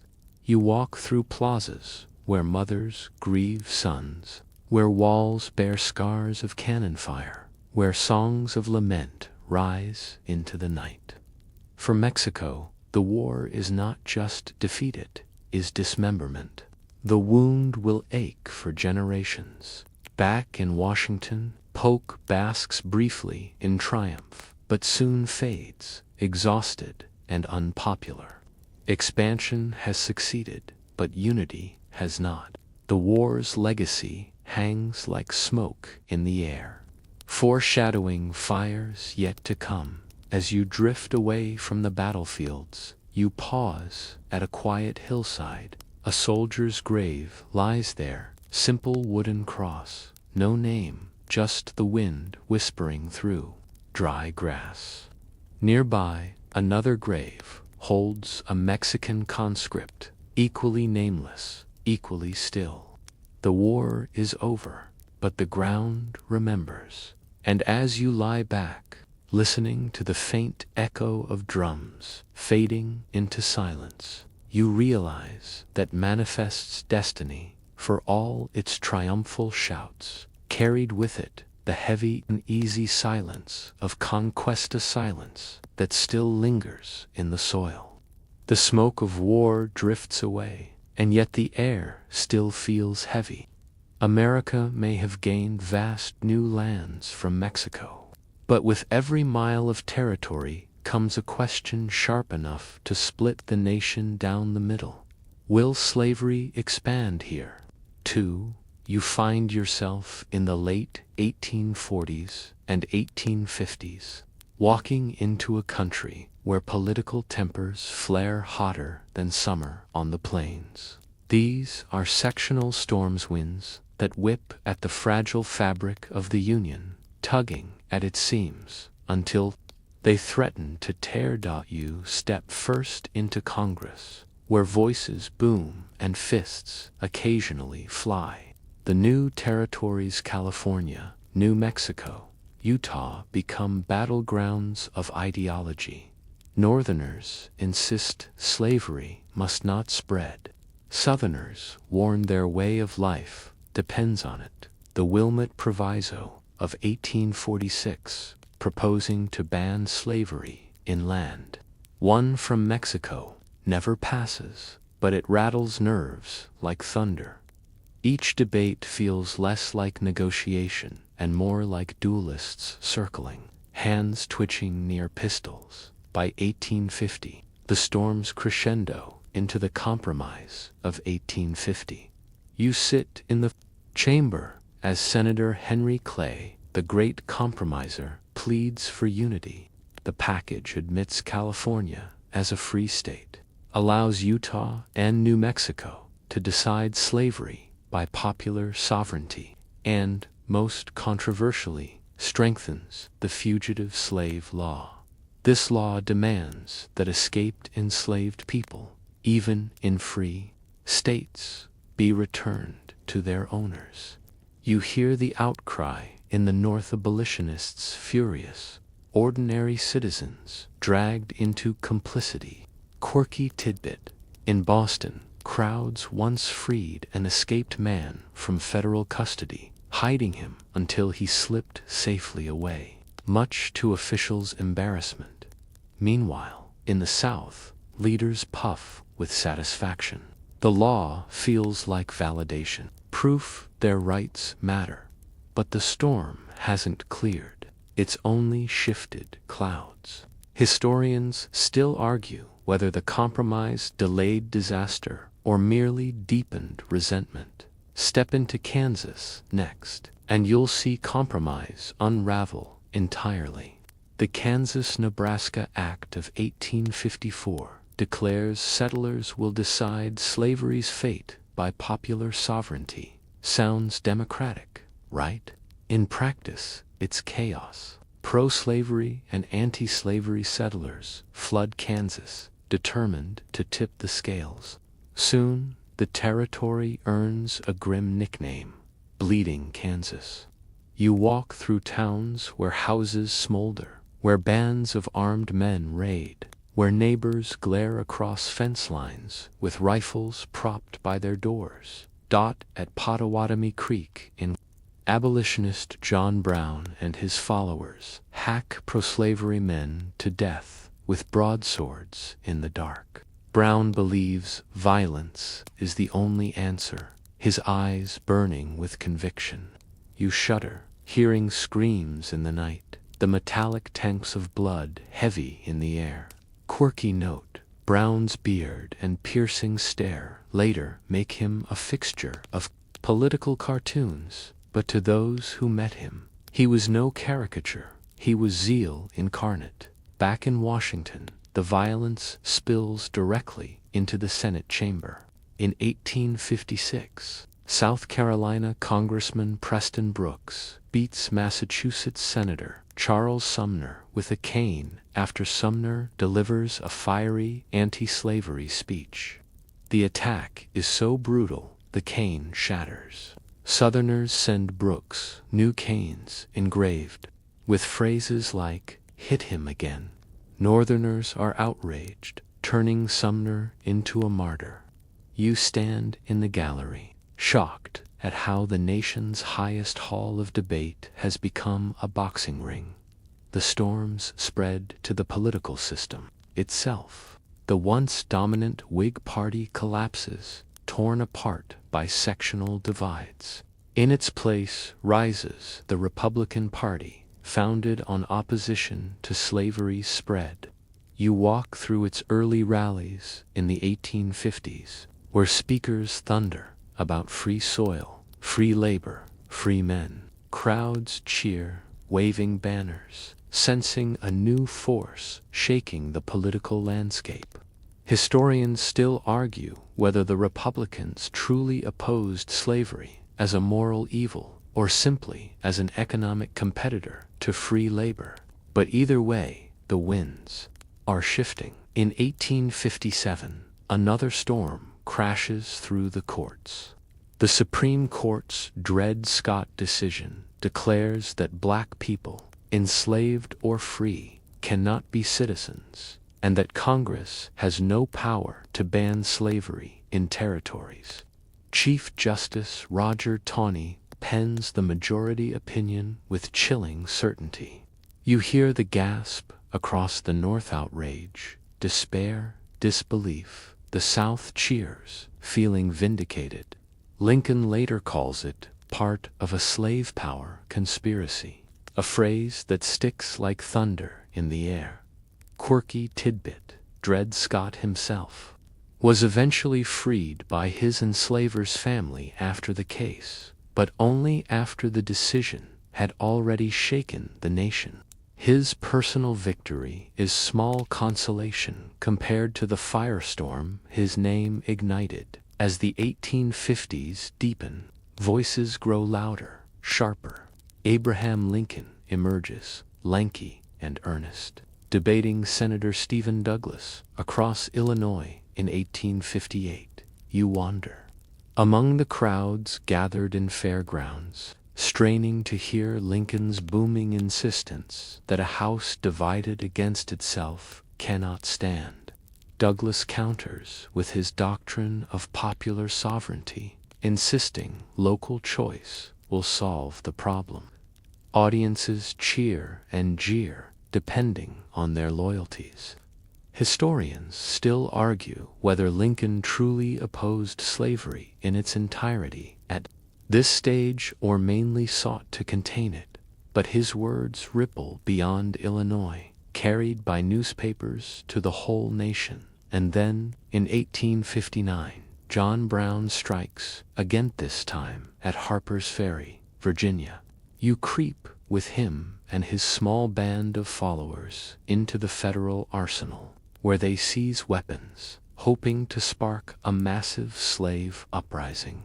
Instead, they're quickly surrounded by troops led by none other than Robert E. Lee. Brown is captured, tried, and hanged. Yet, as he climbs the gallows, he declares his cause just, and his death reverberates like a cannon blast. In the North, some mourn him as a martyr. In the South, people seethe, convinced abolitionists are out for their blood. By 1860, the storm clouds are nearly black. The presidential election pits Lincoln's Republicans against a fractured Democratic Party and smaller splinter groups. Lincoln wins not by majority of the popular vote, but by sweeping the North's electoral votes. To the South, his victory feels like a death knell. You hear whispers in Charleston taverns, angry speeches in Mississippi courthouses, fiery sermons across Alabama pulpits, secession. Historians still argue whether Lincoln's election truly doomed the Union, or whether deeper currents made secession inevitable. But to people living it, the sense is clear: the storm has broken, and lightning strikes fast. Quirky note: Lincoln wasn't even on the ballot in many southern states, yet his name haunted their conversations, his bearded face painted as villainous. In newspapers, before he even took office, fear magnified into prophecy, prophecy hardened into action. You step back, looking at the nation as if from a bird's-eye view. The 1850s are a decade of fever, of compromises failing, of violence spreading, of politics twisting into knives.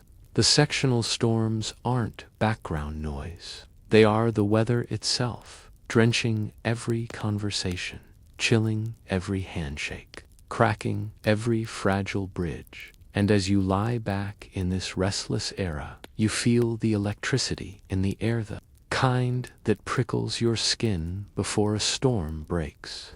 The Union trembles, waiting for the thunderclap that everyone senses is coming.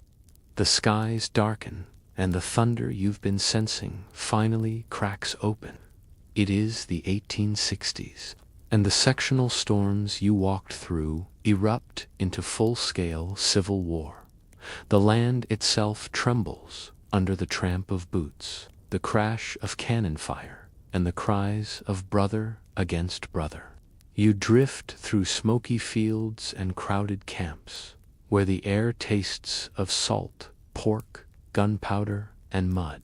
This is Civil War thunder, and its roll shakes every part of the Americas. The war begins with a bang at Fort Sumter in April 1861.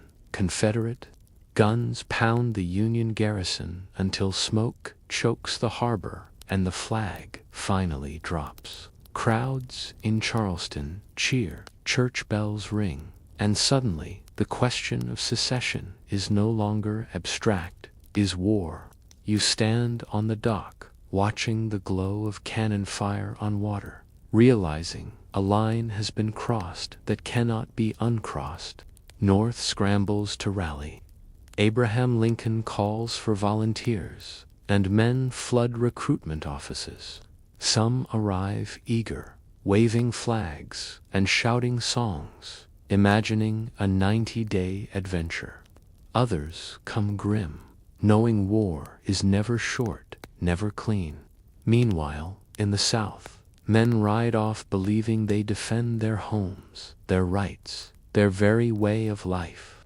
Mothers weep at train stations, wives clutch children, fathers swallow pride and fear. The first real clash comes at Bull Run, near Manassas. In July 1861, you walk through the dust of picnic blankets. Yes, civilians literally come to watch the show, as if war were theater. But when muskets roar and cannons thunder, panic spreads. Confederate troops hold, Union troops break, and soon the picnic spectators are fleeing alongside soldiers. Quirky note: one senator was nearly captured in the retreat, his horse carrying him away in utter humiliation. The war, everyone now realizes, will not be quick or easy. The battles multiply. Shiloh in 1862 leaves fields soaked with blood, 2 days of slaughter that stun both sides. You hear the groans of wounded men, see surgeons sawing limbs in makeshift hospitals, smell the stench of death clinging to spring air. At Antietam that same year, the fields of Maryland become the single bloodiest day in American history. Over 20,000 killed or wounded. Cornstalks stand broken and riddled. The creek runs red, and even hardened generals are shaken. Historians still argue whether McClellan squandered his chance to crush Lee's army. But the cost is undeniable. Through it all, technology shifts the war's rhythm. Railroads shuttle troops faster than ever. Telegraphs send orders in minutes, and ironclad ships clash on rivers. You stand on the deck of the USS Monitor, hearing the clang of cannonballs bounce off its revolving turret as it duels the CSS Virginia. It's a new age of naval warfare, the wooden fleets of old suddenly obsolete. Life in camp is no less harsh. Soldiers eat hardtack hard biscuits that sometimes wriggle with weevils. Coffee becomes liquid gold, traded, hoarded, gulped down by campfires. Quirky tidbit: some soldiers carved checkerboards into hardtack and used bullets as playing pieces, turning survival food into a board game. You sit with them, hearing laughter rise above hunger and fear. The war is not just muskets and cannons. It is also about freedom. In 1863, Lincoln issues the Emancipation Proclamation, declaring, "Enslaved people in Confederate territory." The words do not immediately break chains. Many remain in bondage until Union troops arrive, but the moral compass of the war shifts. The Union now fights not only to preserve itself, but also to destroy slavery. You hear the cheers of abolitionists, the prayers of enslaved families, the anger of Southern planters. Historians still argue whether Lincoln was driven more by moral conviction or military strategy. But the result is the same. The war gains new purpose. Black soldiers join the fight. You march with the 54th Massachusetts Infantry, one of the first African American regiments, as they storm Fort Wagner in South Carolina. Bullets rain, sand erupts, and though the attack fails, their courage silences doubters. The sacrifice proves that freedom is not just granted, it's seized, defended, bled for. The war's turning point comes at Gettysburg in 1863. You climb the hills, hearing rifles crack along stone walls, feeling the ground shake under pickets. Charge as thousands of Confederates march straight into Union fire. The smoke is so thick you can barely see, the noise so deafening your ears ring even in imagination. When the attack fails, Lee retreats, his aura of invincibility shattered. Lincoln later consecrates the ground with a speech so brief it feels like a whisper, but its words echo louder than cannon fire. A government of the people, by the people, for the people, must not perish. Quirky note: Lincoln's address was so short, some photographers didn't have time to set up before he finished. Proof that sometimes brevity outlives verbosity. While battles rage, life at home transforms. In the North, factories boom. Women take over farms and businesses. Newspapers buzz with war news. In the South, shortages bite. You see women rioting in Richmond in 1863, desperate for bread. Confederate currency inflates until a bag of flour costs more than a soldier's monthly pay. Children grow up too fast, their lullabies drowned out by hunger and fear. The war stretches minds as well as bodies. Medical care struggles to keep pace, yet new practices organized ambulance corps, field hospitals, anesthesia emerge. Clara Barton appears, moving calmly through battlefields, tending to the wounded, earning the nickname the Angel of the Battlefield. She later founds the American Red Cross, proving compassion can grow even in the soil of destruction. By 1864, the Union turns to General Ulysses S. Grant, who believes in relentless pressure. You march with him through Virginia, battles grinding. Like Geer's Wilderness, Spotsylvania, Cold Harbor, the casualties are staggering, but Grant refuses to retreat. His philosophy: wear Lee down by sheer persistence. At the same time, General William Tecumseh Sherman carves his way through Georgia, torching railroads, burning crops, breaking Southern morale. His march to the sea leaves a scar across the land, a reminder that war is not just soldiers versus soldiers. Soldiers is societies clashing, grinding each other down. Quirky tidbit: soldiers along Sherman's march twisted railroad rails around trees, calling them Sherman's neckties. They became grim souvenirs of destruction. At last, the thunder begins to fade. In April 1865, Lee surrenders to Grant at Appomattox Courthouse. You step into the small room where Grant, muddy and plain, offers generous terms, while Lee, immaculate in dress, accepts with dignity. There is no shouting, no gloating, just quiet, weary relief. Soldiers weep outside, unsure whether to cheer or mourn. The war is over, but the scars run deep, and then, just as peace seems possible, tragedy strikes. Lincoln is assassinated in April 1865, shot by John Wilkes Booth in Ford's Theater. You sit among the shocked audience, hearing the gunshot, the screams, the chaos.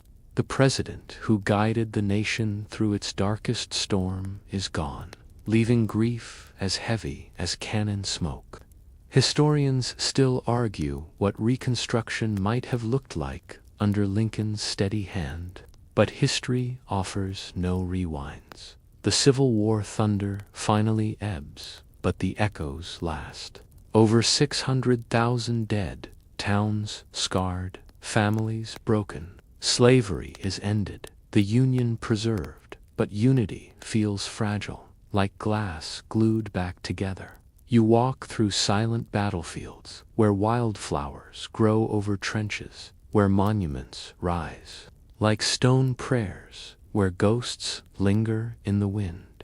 And as you lie back, listening to the faint rumble fading into silence, you know the thunder may be gone, but its sound will echo for centuries. The smoke of battle drifts away, but the air still feels tense, fragile, almost brittle. The Civil War's thunder has ended, yet the silence that follows is uneasy. You walk into a land that is both victorious and shattered, free yet bound by bitterness. This is the age of emancipation's ripple where freedom rolls outward, sometimes in joyous waves, sometimes in bitter backlashes, reshaping America in ways no one can quite predict. The war has ended slavery, at least on paper. The 13th Amendment, ratified in December 1865, declares that neither slavery nor involuntary servitude shall exist in the United States. You stand in a hall as those words echo, the ink still fresh, the applause tentative but real. For millions of formerly enslaved people, the words mean a life unimaginably different. Chains broken, auctions ended, whips silenced. Families, separated by sales for generations, stumble into reunions. Fathers searching for children, wives for husbands, brothers for sisters. You picture posters nailed to trees and church doors, desperate pleas, reading, "Looking for my son." Last seen in Georgia, each reunion is a miracle. Each absence, a wound that never fully heals. Freedom, however, comes without a roadmap. Freed people gather in churches, the first spaces where they control their own destiny. Black ministers thunder sermons about dignity and hope. Choirs raise voices in jubilation, and schools spring up where enslaved children once labored. You step into a humble classroom, chalk squeaking on slate as wide-eyed students trace letters. For the first time, the hunger for knowledge feels electric, almost overwhelming. Teachers, some freedmen, some northern missionaries, marvel at students who walk miles barefoot just to sit on rough benches and learn. Quirky tidbit. Some freed people even paid tuition in produce, offering eggs or corn to keep schools running. But as freedom ripples, backlash follows. The southern landscape is littered with resentment. White planters, stripped of enslaved labor, fume. Former Confederates swallow defeat but spit out venom, muttering about lost cause and northern tyranny. Black codes spring up almost immediately, laws designed to keep freed people bound to plantations in all but name. In Mississippi, for example, black men are required to sign labor contracts. Those without can be arrested for vagrancy and forced into work. Freedom feels fragile, conditional, like a door opened only part way. In Washington, debates rage. Radical Republicans in Congress demand sweeping changes. Citizenship, voting rights, land redistribution. President Andrew Johnson, a Southerner, loyal to the Union but no friend to racial equality, resists. Congress pushes back, overriding vetoes, eventually impeaching him in 1868, though the Senate falls one vote short of removing him. Historians still argue whether Johnson's obstinacy was principled or petty, but his presidency feels like quicksand in a moment that needed steady ground. The 14th Amendment in 1868 declares birthright citizenship and equal protection under the law. The 15th Amendment in 1870 extends voting rights to black men, at least in theory. You stand at polling places where freedmen line up proudly, casting ballots for the first time. Some wear their Sunday best, treating the act as sacred. For a moment, democracy expands, breathing wider than ever before. Black leaders rise in politics. You sit in state legislatures across the South and see newly elected black representatives taking seats once unthinkable. Hiram Revels of Mississippi becomes the first black U.S. Senator in 1870, his calm dignity rattling those who still cling to old hierarchies. Churches, schools, and civic organizations blossom, the backbone of communities asserting their place in the Republic. But the backlash hardens too. The Ku Klux Klan forms in Tennessee in 1866. White-robed figures riding by night, terrorizing freed people and white allies. Crosses burn, whips crack, lynchings spread fear. You crouch in the shadows of a cabin as a family huddles inside, listening to hoofbeats approach, praying the riders pass by. The violence is both intimate and systemic, aimed at reasserting white supremacy by any means necessary. Quirky note: some Klan members claimed they were ghosts of Confederate soldiers, hoping fear of the supernatural would add to their terror. Children, especially, shivered at the sight of riders declaring themselves risen from the dead. The federal government responds with enforcement acts in the early 1870s, sending troops to suppress the Klan. For a time, the violence ebbs, and Reconstruction. Governments rebuild roads, establish schools, and modernize laws. Yet the struggle remains constant progress, always shadowed by resistance. Economically, the question of land looms large. Freed people dream of 40 acres and a mule, promised by Union General Sherman during the war. Land means independence, dignity, survival.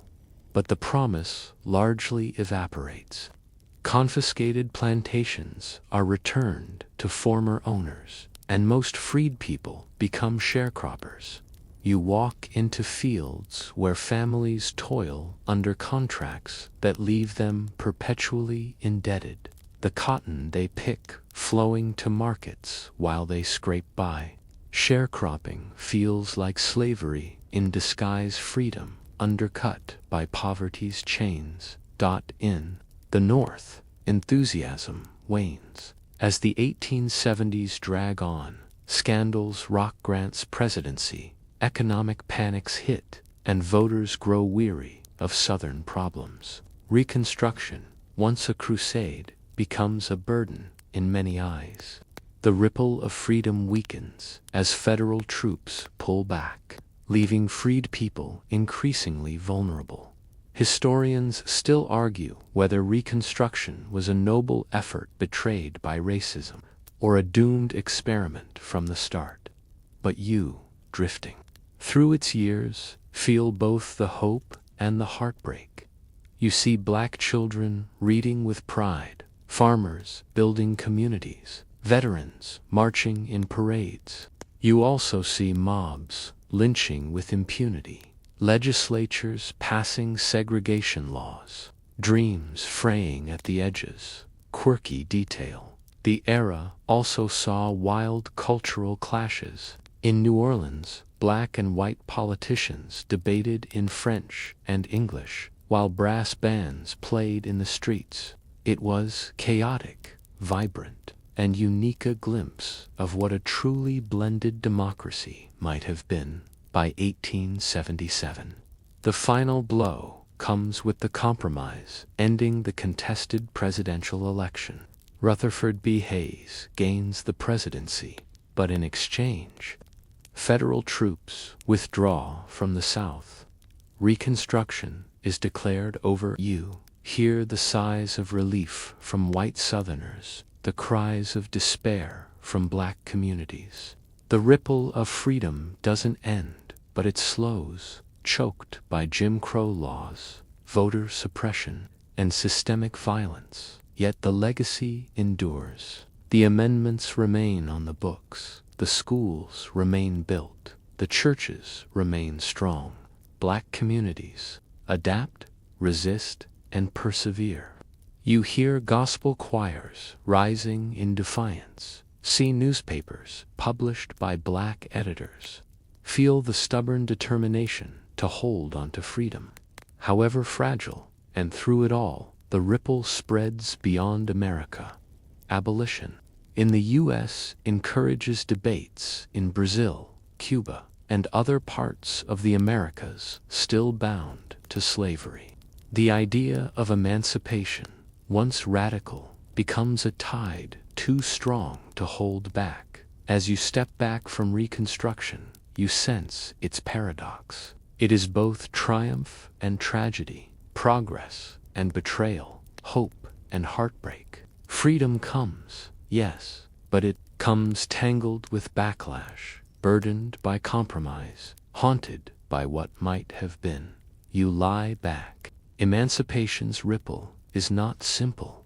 It is messy, painful, unfinished, but it is there, spreading still, carrying forward into the next chapters of America's restless journey. You step out of the dim light of Reconstruction, leaving behind both the bright hope of freedom and the shadowy backlash of hate. The 1870s fold into the 1880s, and you feel the ground vibrate not from cannons now, but from the pounding of hammers on steel rails, the rumble of locomotives, and the constant whir of new machines. This is the Gilded Age, when America puts on its shiniest face, polishing itself with glittering fortunes and soaring skyscrapers, even as dirt and sweat cake the hands of those who built them. You wander into this glitter and grit, marveling at its glow, but never quite forgetting the shadows underneath. The railroads are the veins of this age. You stand on a platform as a train roars in, steam billowing, wheels screeching, sparks flying. The transcontinental line, completed in 1869, now stretches iron across the land, binding east to west. Cattle, crops, and coal move faster than ever. Towns springing up overnight along the tracks.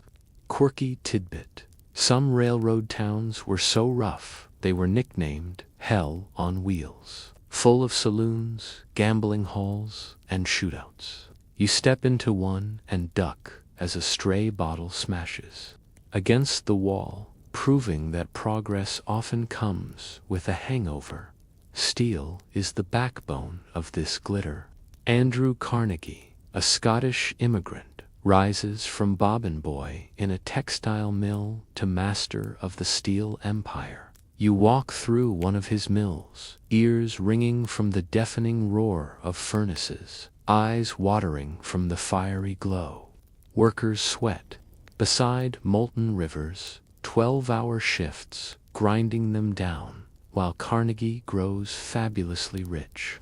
To his credit, he later gives away much of his fortune to libraries, schools, and universities. Historians still argue whether philanthropy can ever balance the scales of exploitation. But the libraries remain, their quiet shelves built on noisy foundations. Oil gushes too. Thanks to men like John D. Rockefeller, his Standard Oil Company grows so dominant it squeezes rivals dry, buying them out or crushing them under cutthroat deals. You trail him into boardrooms, where contracts and ledgers feel as powerful as armies. Quirky note: Rockefeller was so meticulous, he once tracked every penny he spent in a ledger. Even as his wealth ballooned beyond imagination, precision and monopoly, two sides of his empire. Bankers like J.P. Morgan joined the fray, their influence so great they sometimes seem to run the government itself. In 1895, when the U.S. Treasury wobbles, Morgan personally arranges a loan of gold to stabilize it. You sit in his parlor, stunned at how one man's handshake steadies a nation's currency. Critics call it salvation. Others mutter it's evidence that democracy bows to dollars. Skyscrapers climb toward the sky, their skeletons of steel daring gravity. You lean back on a New York street and watch workers balanced on narrow beams, high above the ground, hammering calmly as if heights didn't exist. Elevators, once unthinkable, now whisk people upward, and city skylines sprout like jagged teeth. Alongside, the Brooklyn Bridge stretches across the East River, its cables a marvel of engineering. Quirky tidbit: when it opened in 1883, some feared it might collapse, so P.T. Barnum marched 21 elephants across it to prove its strength. The elephants plodded steadily, and the bridge still stands, carrying millions who never think of the pachyderms beneath their feet. But beneath the shine lies grit. Tenement buildings crowd immigrants into dark, cramped rooms, air thick with smoke and sickness. You walk through New York's Lower East Side, where families cram into apartments barely big enough for one, where children sleep three to a bed, where cholera and tuberculosis lurk in every corner. Journalists like Jacob Riis snap photographs of how the other half lives, shocking the public with images of squalor. You gaze at a photo of children huddled in rags, and the glitter of the age dims. Laborers strike back against misery. The Great Railroad Strike of 1877 halts trains across the country as workers demand better wages and conditions.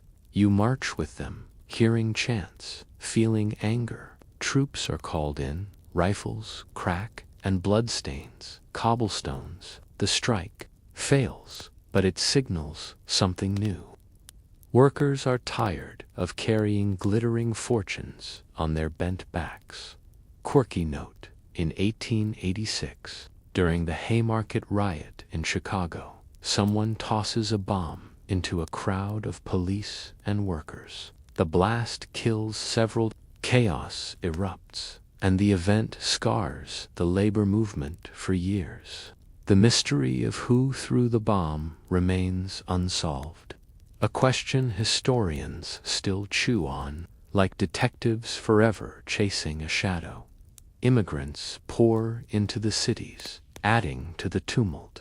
Italians, Irish, Germans, Chinese, Jews from Eastern Europe, all chasing opportunity, all facing suspicion. You stand at Ellis Island, where inspectors peer at weary faces, chalk symbols scrawled on coats marking the sick for further checks. Some pass through with relief, others are turned back in despair, yet millions stay, building neighborhoods, churches, businesses. Their languages and foods blend into the American stew, even as nativists mutter about being overrun. Meanwhile, Out west, fortunes rise and fall in mining camps.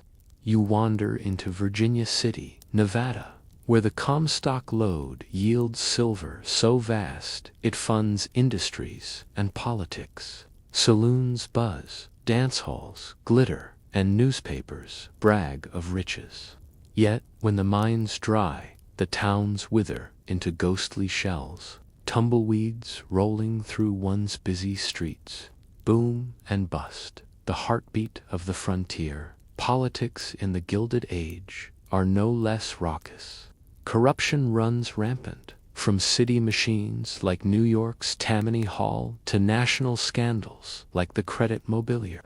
You peek into smoky back rooms where deals are struck over cigars and whiskey. Voters swayed by promises and bribes. Cartoonist Thomas Nast skewers politicians with biting ink, turning Boss Tweed into a grotesque figure whose belly symbolizes greed. Tweed himself is rumored to have said, "Stop them damn pictures," proof that ridicule can sting harder than speeches. Yet, amid the corruption, reform stirs. The Pendleton Civil Service Act of 1883 begins dismantling the spoils system, requiring government jobs be filled by merit rather than political favor. It's a small step, but one that hints the glitter might one day shine more honestly. Quirky. Tidbit. One odd obsession of the age is patent medicine. Streets are filled with colorful bottles promising to cure everything from headaches to hysteria. Many are laced with alcohol, opium, or cocaine.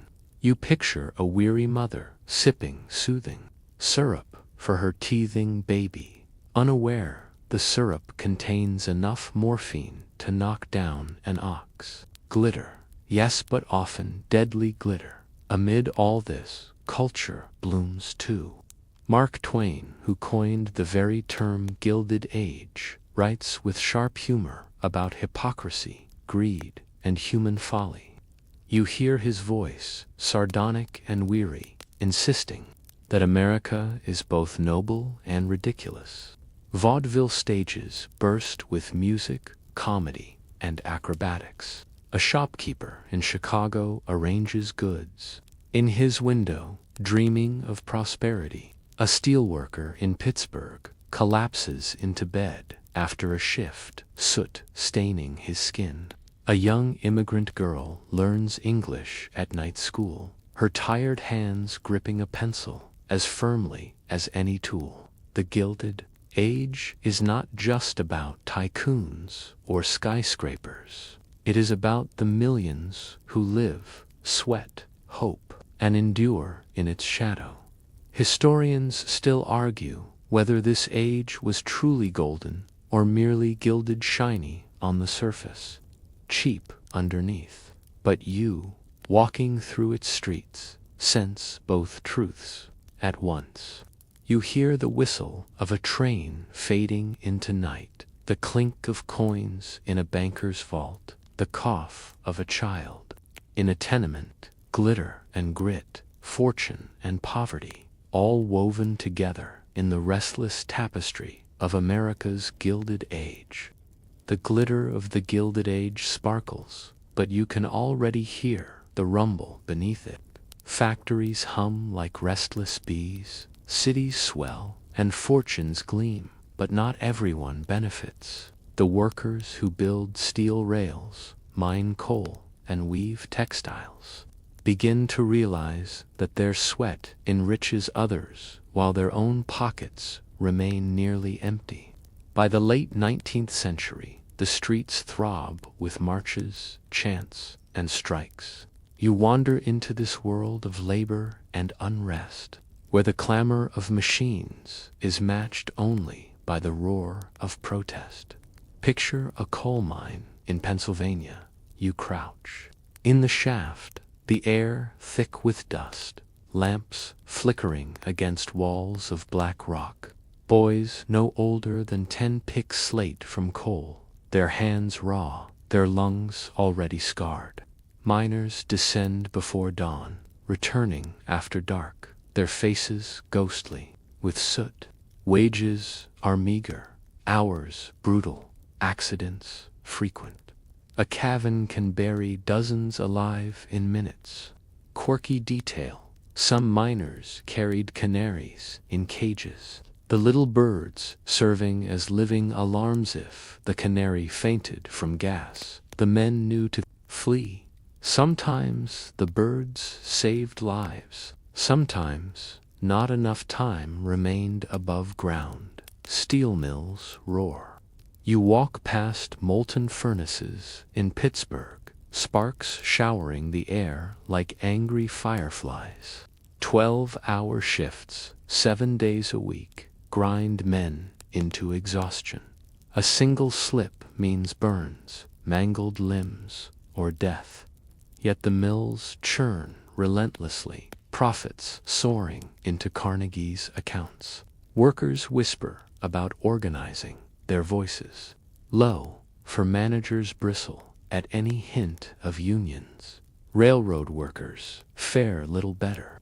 The Great Railroad Strike of 1877 has already shaken the nation, but unrest smolders on. Railroads are lifelines of commerce, yet workers endure wage cuts even as company executives dine lavishly. You march alongside them as they walk off jobs, blocking tracks with their bodies. Trains screech to a halt, commerce snarls, and tension crackles in the air. The government responds with troops, bayonets glinting, rifles aimed. Violence erupts. Strikes end in blood, but the memory of defiance lingers. Quirky tidbit: in some cities, sympathetic workers joined in solidarity. In St. Louis, the strike grew into what some call the first general strike in U.S. history, with multiple trades walking out. For a brief moment, the idea of workers shutting down an entire city shimmered as possibility. Then, as always, came the crackdown. You drift into Chicago, where labor unrest flares brightest. On May 1st, 1886, thousands rally for an 8-hour workday, chanting that they deserve lives beyond endless toil. For days, rallies surge until May 4th, when police confront demonstrators at Haymarket Square. A bomb explodes. No one knows who threw it. Chaos erupts. Gunfire, panic, bodies on the ground. Trials follow, more about ideology than evidence. Several anarchists are hanged, becoming martyrs in labor lore. Historians still argue whether they were guilty or scapegoats, but their deaths ignite global movements. Even today, May Day rallies worldwide trace their roots back to Haymarket's smoke. By the 1890s, unions begin to organize more broadly. The Knights of Labor welcome both skilled and unskilled workers, women and men, black and white, an ambitious attempt at solidarity. Their rallies echo with dreams of cooperation over competition, dignity over drudgery, but their broad scope and association with Haymarket weaken them. In their place rises the American Federation of Labor under Samuel Gompers, focusing on skilled workers and practical gains, wages, hours, safety, pragmatic, less radical but effective. You picture Gompers puffing on a cigar, his words plain. We want more schoolhouses and less jails, more books and less arsenals. Still, the battles rage. At Homestead in 1892, Carnegie's steel plant becomes a fortress. Managers slash wages, workers strike, and armed guards from the Pinkerton agency float upriver on barges, rifles ready. The confrontation explodes into violence, gunfire, blood, bodies sprawled by the water. Though the strikers fight fiercely, the company wins, the union crushed. You walk through the aftermath, the mill gates looming like iron jaws, the men's hopes scattered like slag. A year later, in 1893, the nation plunges into economic depression. Banks collapse, railroads falter, unemployment soars, hunger gnaws at city streets, soup kitchens fill, and frustration boils over. In 1894, Eugene V. Debs leads the American Railway Union in the Pullman strike, protesting wage cuts in company-owned towns where rents remain high. Trains across the nation grind to a halt. The government, citing mail delivery, intervenes with troops. Violence erupts once more. Dozens killed, the strike crushed. Debs himself is jailed, emerging later as a socialist, his faith in capitalism shattered. Quirky note: Pullman's model town had rules dictating even the curtains in workers' homes. A tidy utopia for some, a suffocating cage for others.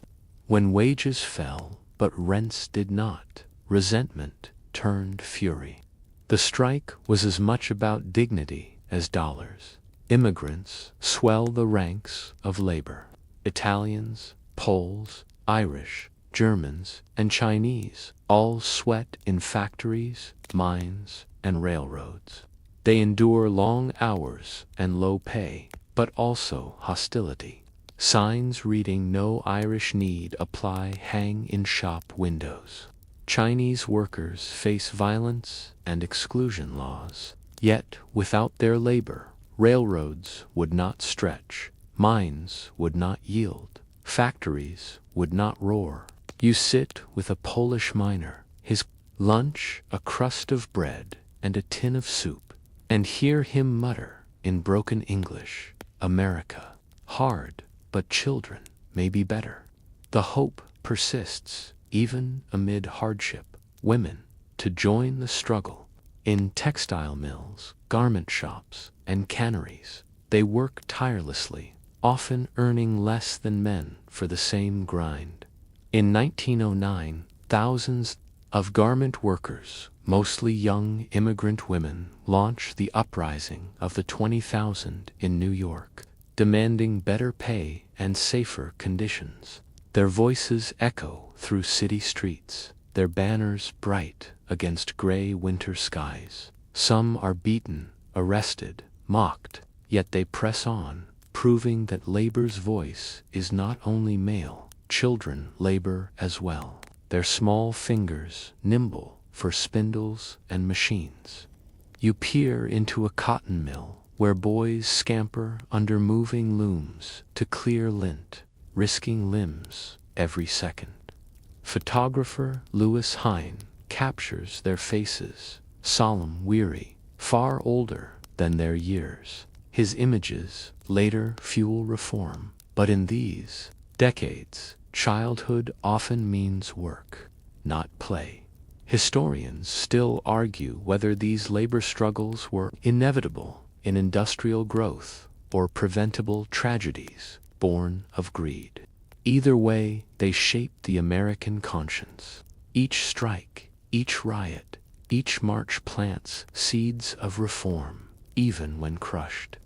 By the dawn of the 20th century, labor laws, shorter hours, and safety regulations slowly begin to emerge, watered by the blood and sweat of these decades. Yet not all unrest comes from labor. Farmers, too, rise in protest. In the 1880s and 1890s, the populist movement surges across the plains. You sit in a crowded Grange hall where farmers rail against railroads, banks, and political elites. Droughts wither crops, prices plunge, debts mount. The populists demand government regulation, silver coinage to inflate currency, and fairer treatment. Their speeches brim with plain anger. The interests of rural America cannot be trampled by Wall Street forever. Though their party fades, many of their ideas like income tax and direct election of senators, later become law. Quirky tidbit: populist rallies sometimes featured brass bands, lemonade stands, and fiery orators speaking until midnight. A mix of fairground and political revolution, proving protest can feel like both duty and spectacle as you drift back through this age of strikes, riots, and marches. The noise blends into a restless lullaby. The clang of hammers, the chants of workers, the whistle of trains halted by protest all merge into a rhythm of resistance. America glitters, yes, but its shine rests on the shoulders of millions who refuse to remain silent. You lie back, hearing the echo of their voices, tired, angry, hopeful. Labor and unrest may rattle the peace, but they also carve a path toward justice. And in that constant noise, you find not chaos, but the sound of a nation struggling to grow. You drift from the noise of strikes and marching crowds out into the wind-swept plains, where the horizon seems endless, but the silence is heavier. The Gilded Age glitter and labor unrest shaped the cities, but on the prairies and mountains another story unfolds, one of native nations steadily pushed off ancestral lands, their cultures stripped, their lives reshaped by force. This is the story of native lands lost, and though officials call it progress, you feel the ache of loss. In every step across the grasslands, by the 1870s, the buffalo herds that once thundered across the plains begin to vanish. You picture the ground shaking as millions of animals once ran in dark waves, their breath rising in clouds like smoke. They fed nations, clothed families, and anchored spiritual traditions. Yet, with the railroad and the spread of settlers, the great herds are slaughtered by the millions. Sometimes hunters shoot them from train windows just for sport, leaving carcasses to rot. Skulls pile high in towers, so many that photographs show mountains of bone waiting to be ground into fertilizer. Quirky tidbit: some tourists bragged of shooting a dozen buffalo in a single afternoon, as if waste itself were a trophy. Two plains peoples, the Lakota, Cheyenne, Comanche. The destruction of the buffalo feels like an assault on their very souls. The government's solution is the reservation system. Treaties signed under duress confine native nations to smaller and smaller patches of land, often in places far from their homelands. You walk onto one such reservation, the soil thin, the water scarce, the boundaries enforced by soldiers. Families build cabins or tipis as best they can. Elders tell stories by firelight, but the freedom of roaming plains, rivers, and forests is gone. Rations, flour, lard, canned goods replace buffalo meat and wild roots. You taste the bland heaviness, so different from traditional diets. Hunger and disease spread. Resistance flares, nonetheless.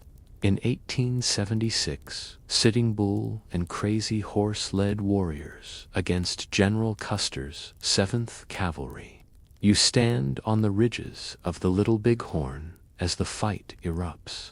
Arrows whistle, rifles crack, dust swirls against the odds. Arapaho fighters overwhelm Custer's men. For a moment, victory shines bright, proving native resistance still burns strong. But retaliation follows swift and merciless.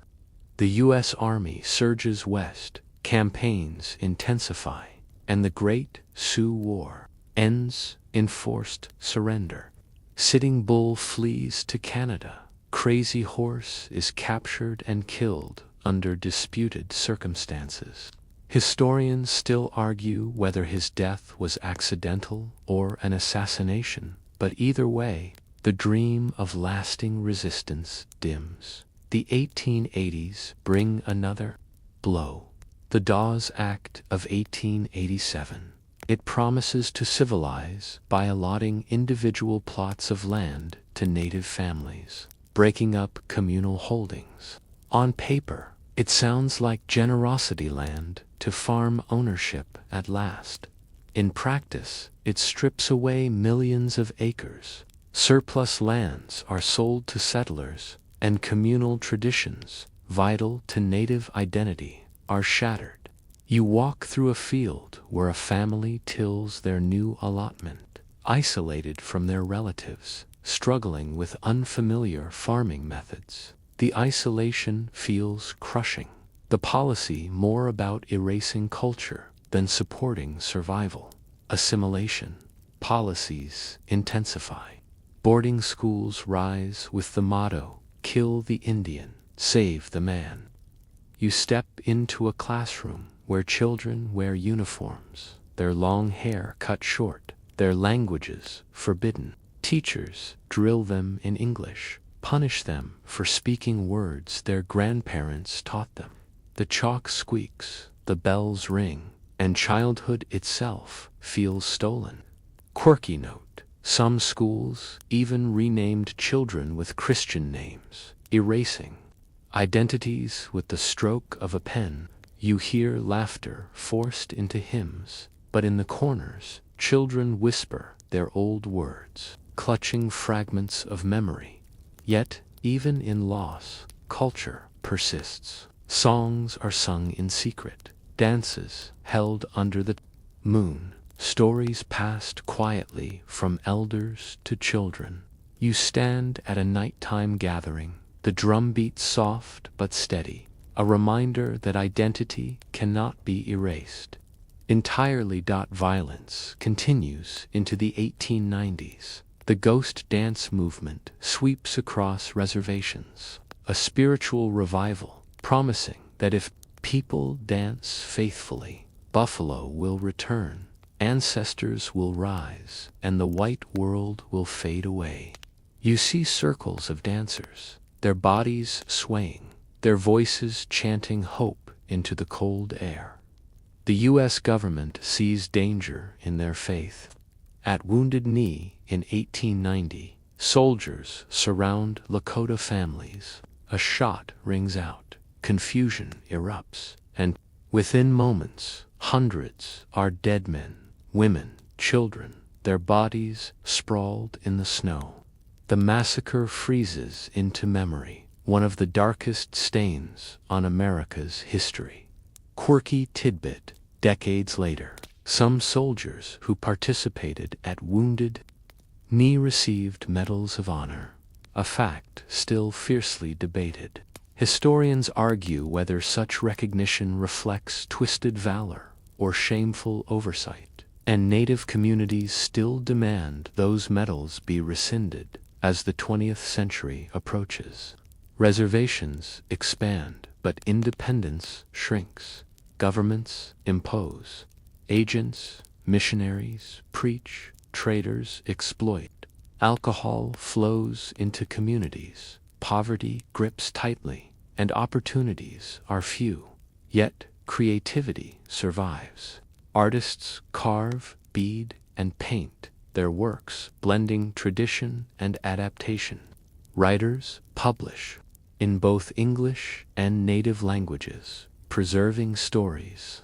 Resistance evolves from battlefields to courts, from arrows to words. Meanwhile, popular culture twists native images. Buffalo Bill's Wild West show tours the country and Europe, with native performers reenacting battles for cheering crowds.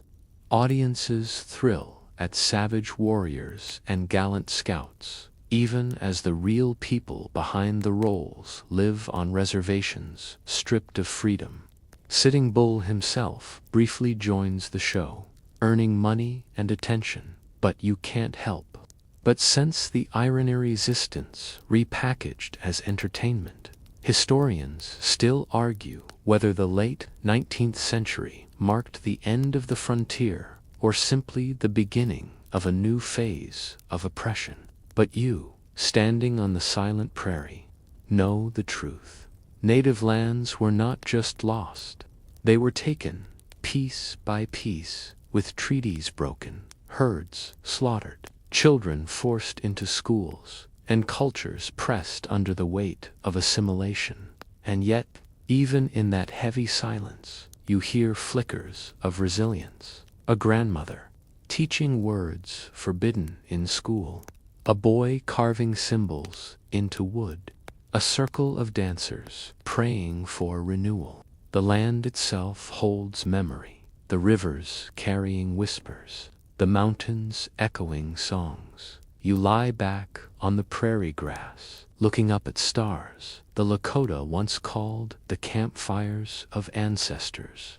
The resistance, though battered, flickers still proof that even lands lost can never fully erase the people who belong to them.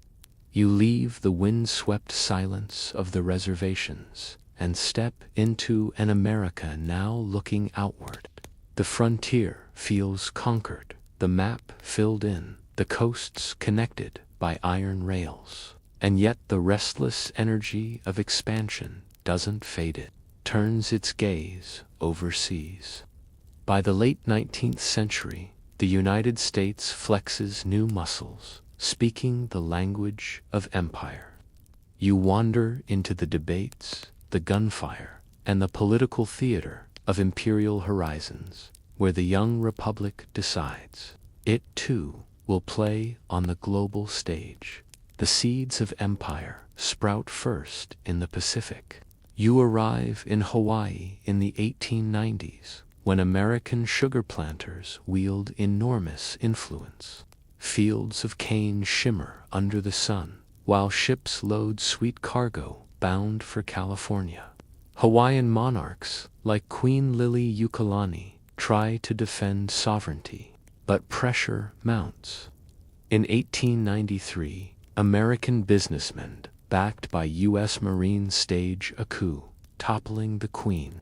You watch her walk calmly from the palace, dignity intact, even as her crown is stripped away. Historians still argue whether annexation was inevitable or simply opportunistic theft. Quirky tidbit: after her overthrow, the Queen composed music, including the haunting Aloha, Oh, a farewell song that still echoes with quiet defiance. But Hawaii is only the beginning. Across the seas, Cuba erupts in rebellion against Spain. In the 1890s, you walk the streets of Havana, hearing whispers of independence, smelling smoke from sugar plantations burned in revolt. Newspapers in the United States, especially William Randolph Hearst's and Joseph Pulitzer's, seize on the drama. Their pages scream with lurid headlines, exaggerated stories, and melodramatic illustrations. You furnish the pictures, and I'll furnish the war, Hearst supposedly boasts. Whether he said it or not, the press drums up fervor, selling warlike theater tickets.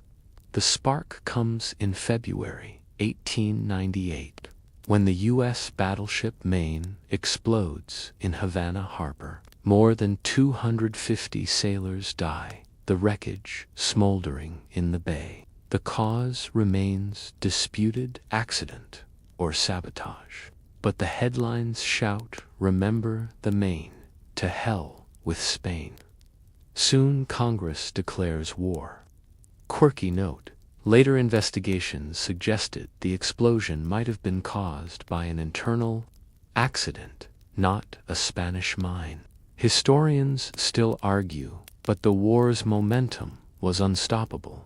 You march with soldiers to Cuba, where tropical heat, mosquitoes, and poor supplies prove deadlier than Spanish bullets. Theodore Roosevelt, resigning his cushy post, charges into legend with the Rough Riders. a volunteer cavalry that storms up San Juan Hill. The image of Roosevelt on horseback, glasses glinting, teeth bared, becomes iconic even, though many Rough Riders fought on foot due to a shortage of horses shipped overseas. Still, Roosevelt's myth is sealed. At sea, the U.S. Navy flexes its modern steel muscles. In Manila Bay, Admiral George Dewey commands, "You may fire when ready," gridly, and within hours the Spanish fleet is destroyed. The Philippines, thousands of miles away, now lie under American control. Puerto Rico falls too, seized almost as an afterthought by the Treaty of Paris. In December 1898, Spain surrenders its last major colonies. The United States emerges with Puerto Rico, Guam, the Philippines, and Hawaii firmly in its orbit. A republic born in rebellion has become an empire. But empire is never simple. In the Philippines, independence fighters, led by Emilio Aguinaldo, had welcomed us help against Spain, soon realize America has no intention of leaving. You walk through the jungles of Luzon in 1899, hearing guerrilla fighters ambush patrols, rifles cracking in humid air. The Philippine-American War is brutal, with atrocities on both sides. Villages are burned, civilians killed, prisoners executed. American soldiers write home about the horrors, some disturbed, others hardened. Historians still argue whether the war was a tragic betrayal of American ideals or an inevitable outcome of imperial ambition. Either way, tens of thousands of Filipinos die, and the U.S. holds the islands until after World War II. Back home, debates rage. Anti-imperialists, including Mark Twain and Andrew Carnegie, thunder that empire contradicts liberty. Twain snarls that America, once the hope of liberty, is now a vulgar empire. Carnegie even offers to buy the Philippines himself just to grant independence. Meanwhile, expansionists like Roosevelt and Senator Henry Cabot Lodge argue that America must seize its duty to civilize and compete with European powers. The Senate ratifies the Treaty of Paris by a single vote margin, proof of how divided the nation is.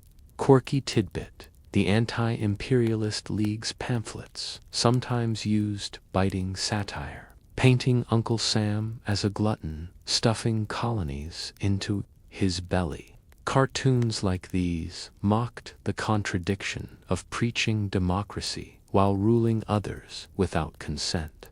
The war also reshapes the military.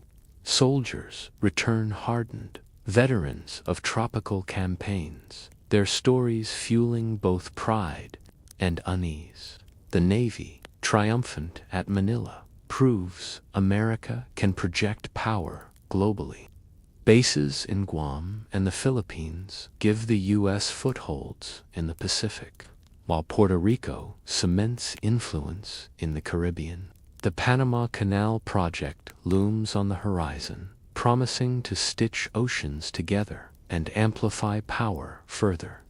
Meanwhile, in Cuba, independence arrives with strings attached. The Platt Amendment of 1901 gives the U.S. the right to intervene in Cuban affairs and establishes a naval base at Guantanamo Bay. Cuba waves its own flag, but the shadow of American control lingers. You stroll Havana's streets, where American investors buy sugar mills and tourists sip rum. The island both free and bound, the imperial horizon stretches beyond war. America asserts itself in diplomacy, too. In China, the open-door policy of 1899 insists that all nations should trade freely, resisting European spheres of influence. On paper, it's about fairness. In practice, it ensures the U.S. a place at the table of exploitation. When the Boxer Rebellion erupts in 1900, U.S. troops join European and Japanese forces in suppressing the anti-foreign uprising. You walk the streets of Beijing, seeing burned temples, foreign soldiers marching, the clash of cultures raw and unsettling. Domestically, the empire sparks questions about identity. Millions of new colonial subjects, Puerto Ricans, Filipinos, Chamorros, and more are caught in limbo. Are they citizens, allies, dependents? Court cases like Downs v. Bidwell, 1901, declare that constitutional rights don't fully extend to unincorporated territories. In other words, they are possessions, not equals. You feel the contradiction twist like a knot. Liberty at home, empire abroad. Quirky note: some American advertisements cheerfully exploit empire. Soap brands brag that U.S. conquest makes the world clean, while tobacco companies market Manila cigars as trophies of victory. Even consumer goods become propaganda, proof that imperial horizons seep into daily life. For ordinary Americans, empire brings both pride and anxiety. Patriotic parades celebrate victories, flags wave, bands play, veterans march, Rough Riders pose for photos, school children recite pledges to the flag. But others worry about entanglements, foreign wars, and the moral cost of domination. Churches split on whether empire is God's mission or Satan's temptation. Newspapers thunder on both sides, ink as fierce as bullets. Historians still argue whether the Spanish-American War was a splendid little war, as Secretary of State John Hay called it, or the opening act of America's long entanglement in global conflict. You walking its paths. No, it was both a war short in duration, but immense in consequence. A pivot point where horizons stretched far beyond continental borders. As the century turns, you watch ships steam from new bases, soldiers drilling. In tropical heat, businessmen signing contracts in Havana, Manila, and San Juan. The United States has stepped into empire, reluctant yet eager, awkward yet ambitious. The horizon glitters with promise, but also with storms to come. And as you lean back, hearing the distant crash of waves on foreign shores, you realize America's restless journey has leaped oceans. The frontier is no longer just westward. It is global, imperial, and fraught with contradictions that will echo long into the new century. You drift from the tropics of empire back into America's bustling cities, where the glow of street lamps, the thrum of factories, and the chatter of reformers fill the air. This is the progressive awakening, a time when people begin to look at the soot on their windowsills, the germs in their milk, the corruption in their governments, and the inequality in their neighborhoods, and finally say, enough. You step into a tenement kitchen in New York City around 1900. A mother boils milk for her infant, hoping to kill bacteria that so often poisoned children. Before pasteurization, milk was notorious for spreading tuberculosis, typhoid, and diphtheria. Reformers campaign for cleaner dairies, testing standards, and mandatory pasteurization. Quirky tidbit: pasteurization was resisted at first by some who believed pure raw milk was healthier. You can almost hear them insisting they know better, an echo of modern debates. Milk. You walk into a meatpacking plant in Chicago, the stench hitting your nostrils before you enter. Workers in blood-stained aprons hack at carcasses, rats scurry across floors, and spoiled meat is swept up and tossed into grinders. Upton Sinclair exposes this horror in The Jungle, 1906, though he meant to highlight worker exploitation. Readers fixate on the filth, gagging as they imagine canned beef crawling with disease. Public outrage pushes Congress to pass the Pure Food and Drug Act and the Meat Inspection Act. From then on, you could open a can without needing a prayer first. Beyond food, progressives attack corruption. You wander into a smoky back room where political bosses tally votes, exchanging favors for loyalty. Reformers demand transparency. Cities adopt new systems like city managers and commissions, stripping power from machines like Tammany Hall. Cartoonist Thomas Nast may have already weakened Boss Tweed with ink, but progressives hammer the nails. With policy, the workplace also begins to change, slowly, painfully, after the horrific Triangle Shirtwaist Factory fire in 1911, where 146 workers, mostly young immigrant women, died trapped behind locked doors. Reformers push for fire codes, inspections, and labor protections. You stand in the ashes of the factory, smelling charred fabric, hearing the wails of survivors. Out of tragedy comes progress, but the price is steep. Women are central in this awakening. Jane Addams opens Hull House in Chicago, a settlement house, offering childcare, classes, and community for immigrants. You walk its halls, where children draw, mothers learn English, and reformers study poverty firsthand. Addams and others push not only for charity, but for systemic change: sanitation, education, voting rights. The suffrage movement surges, with figures like Susan B. Anthony, Elizabeth Cady Stanton, and later Alice Paul demanding the ballot. Staged a parade in Washington, D.C., the day before Wilson's inauguration. The spectacle drew crowds, but so did harassment. Marchers endured jeers and attacks, yet they pressed on, children, to become symbols of reform. In oversized boots, stand-by machines, eyes weary, fingers raw. Campaigns for child labor laws gain momentum, though enforcement is slow. You imagine a boy clutching a school book instead of a coal pick. The shift, fragile but growing. Science also joins the reform wave.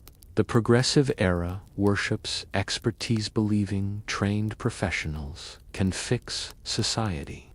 Public health departments battle epidemics with sanitation projects. Engineers design safer bridges and cleaner water systems. Quirky tidbit targets hookworm in the South, a parasite sapping energy from millions. Reformers distribute shoes and medicine, proving sometimes the path to progress is paved simply with footwear. Race. You walk into a segregated schoolhouse in Alabama, rickety desks, hand-me-down books, a leaking roof. While reformers tout equality, Jim Crow laws choke the South with separate but equal, that is anything but. W.E.B. Du Bois, scholar and activist, demands full equality and helps found the NAACP in 1909. His voice is sharp, insistent. America cannot claim progress while lynching and disenfranchisement persist. Meanwhile, Booker T. Washington counsels patience and vocational training, urging a path of self-reliance within the system. Historians still argue over their contrasting strategies. Du Bois's demand for rights versus Southern and Eastern Europe. Italians, Poles, Russians, Jews pour into Ellis Island, their faces weary but hopeful. Reformers help some adjust, while nativists muttered darkly about dilution of real American stock. Groundwork for quotas, yet immigrant communities persist, building neighborhoods rich in language, food, and faith. You wander through Little Italy, past bakeries steaming with bread, or into Jewish workshops humming with sewing machines. Progress here is survival. Culture clung to even as prejudice looms. Progressive reforms reach even the environment. Theodore Roosevelt, ever the showman, champions conservation. He establishes national parks, wildlife refuges, and the U.S. Forest Service. You hike alongside him in Yosemite, hearing his booming laugh echo off granite cliffs. Leave it as it is, he declares. Quirky detail. Roosevelt once interrupted a cabinet meeting to go examine a new species of shrew found near the White House. The man's curiosity was as boundless as his energy. Technology reshapes daily life. You ride in one, the engine rattling but dependable. The road ahead suddenly open to farmers, workers, and clerks who once stayed routed near home. Ford's assembly line revolutionizes production, though the monotony of the work leaves laborers drained. You don't hire a man, Ford supposedly said. You hire a pair of hands. Progress for consumers, but not always for workers. Even play is reformed. Baseball blossoms as America's pastime. Stadiums filling with fans, cheering for Babe Ruth's mighty swing or Honus Wagner's speed. Ragtime and early jazz drift from saloons and dance halls, syncopated rhythms daring people to loosen stiff collars. Milk or safer factories, it means joy, however fleeting. After long days, quirky tidbit, the penny arcade emerges. Imagine workers dropping coins into machines to watch moving pictures of trains or comic skits, marveling at what seems like magic. Yet beneath the optimism lurks unease. Some progressives push for eugenics, convinced they can improve society by controlling who reproduces. Laws permit forced sterilizations of those deemed unfit, a chilling reminder that reform can wear a dark mask. Historians still argue whether progressivism was inherently benevolent or dangerously paternalistic. The truth lies somewhere in the uncomfortable middle, a movement that built schools and parks but also justified exclusion and coercion. By the 1910s, women's suffrage edges closer. Child labor laws spread. City governments reform. The ripples of the progressive awakening reach nearly every household. Yet the world beyond America grows restless. Storms gathering overseas. You can sense it. The awakening at home will soon collide with war abroad. And as you lie back, you hear the sounds of this age, the clink of milk bottles. The progressive awakening is not quieted. It is messy, flawed, inspiring, and unsettling all at once. The clang of reformers' bells and the shuffle of suffragists' banners fade. And now you hear something else, the low murmur of many languages, the shuffle of weary feet, the clang of steamer trunks dragged across wooden floors. You are standing in Ellis Island at the turn of the 20th century, where tides of immigrants flow into America like restless waves. This is the story of immigration tides, when millions arrive with hope in their pockets and accents on their tongues, reshaping the nation's cities, culture, and politics. The numbers are staggering. Between 1880 and 1920, over 20 million immigrants pour into the United States. Earlier waves were largely from Northern and Western Europe, Irish, Germans, Scandinavians, but now the flow shifts to Southern and Eastern Europe. Italians, Poles, Russians, Greeks, Hungarians, and Jews fleeing persecution pack ships to cross the Atlantic. On the Pacific coast, Chinese and Japanese immigrants arrive despite laws stacked against them. Each group carries both dreams and burdens, welcomed by some, despised by others. At Ellis Island, the process is grueling. You walk through vast halls, echoing with cries of children, the scrape of shoes on tile, the bark of inspectors. Families clutch bundles of clothing and bread, anxiously awaiting their turn. Eyes are examined for trachoma with button hooks, names mangled or shortened by clerks in a rush. Those deemed too sick or too poor risk being sent back. Yet most pass, stepping onto American soil with relief. Quirky tidbit: doctors watched how immigrants climbed stairs. If someone wheezed or limped too much, they were pulled aside for further tests. Stairs became silent judges of futures. In New York's Lower East Side, tenements teem with new arrivals. Narrow rooms, often windowless, hold entire families.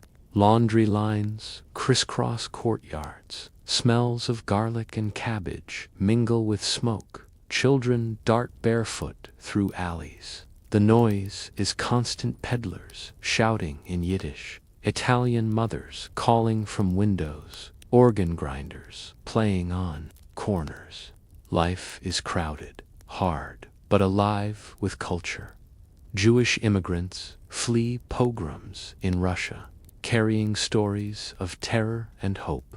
Many work in garment shops, sewing long hours for pennies.